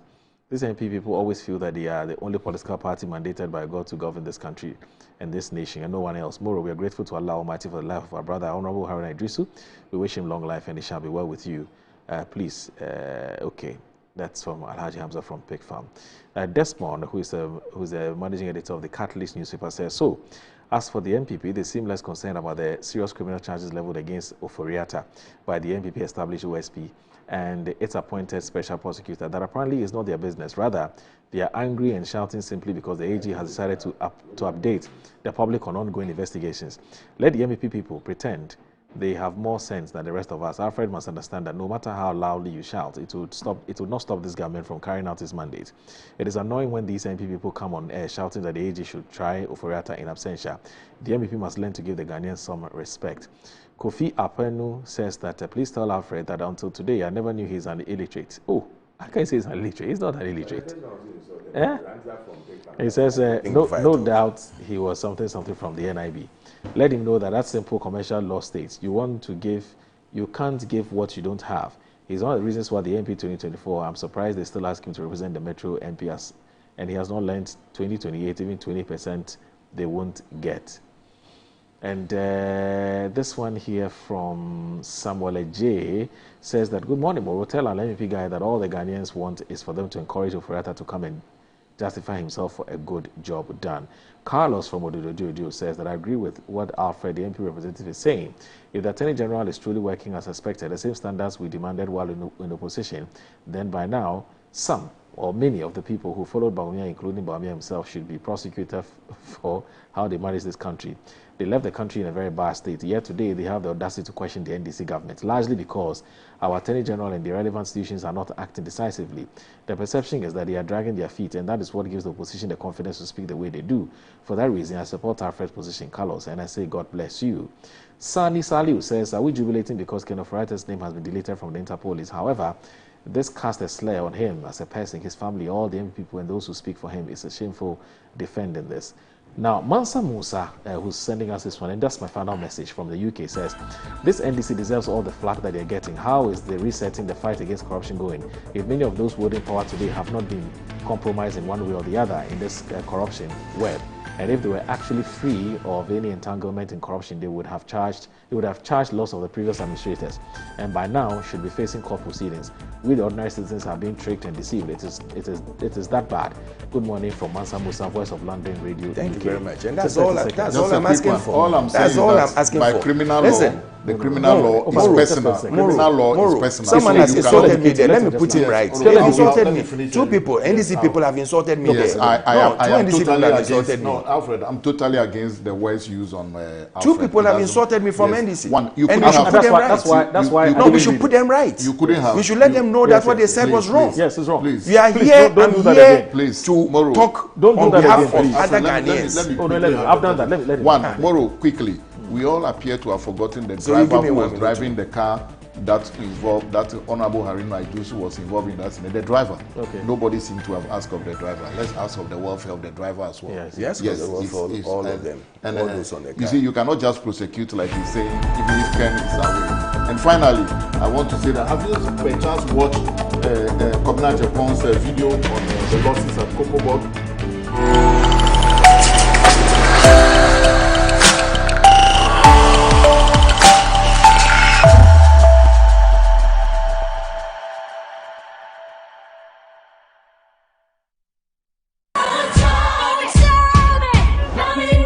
It's free! Join the Children's President on Saturday, 21st February 2026 at the F1 Sutherland Children's Park at 9 a.m. sharp for kids in worship as we thank God for bringing back our President. This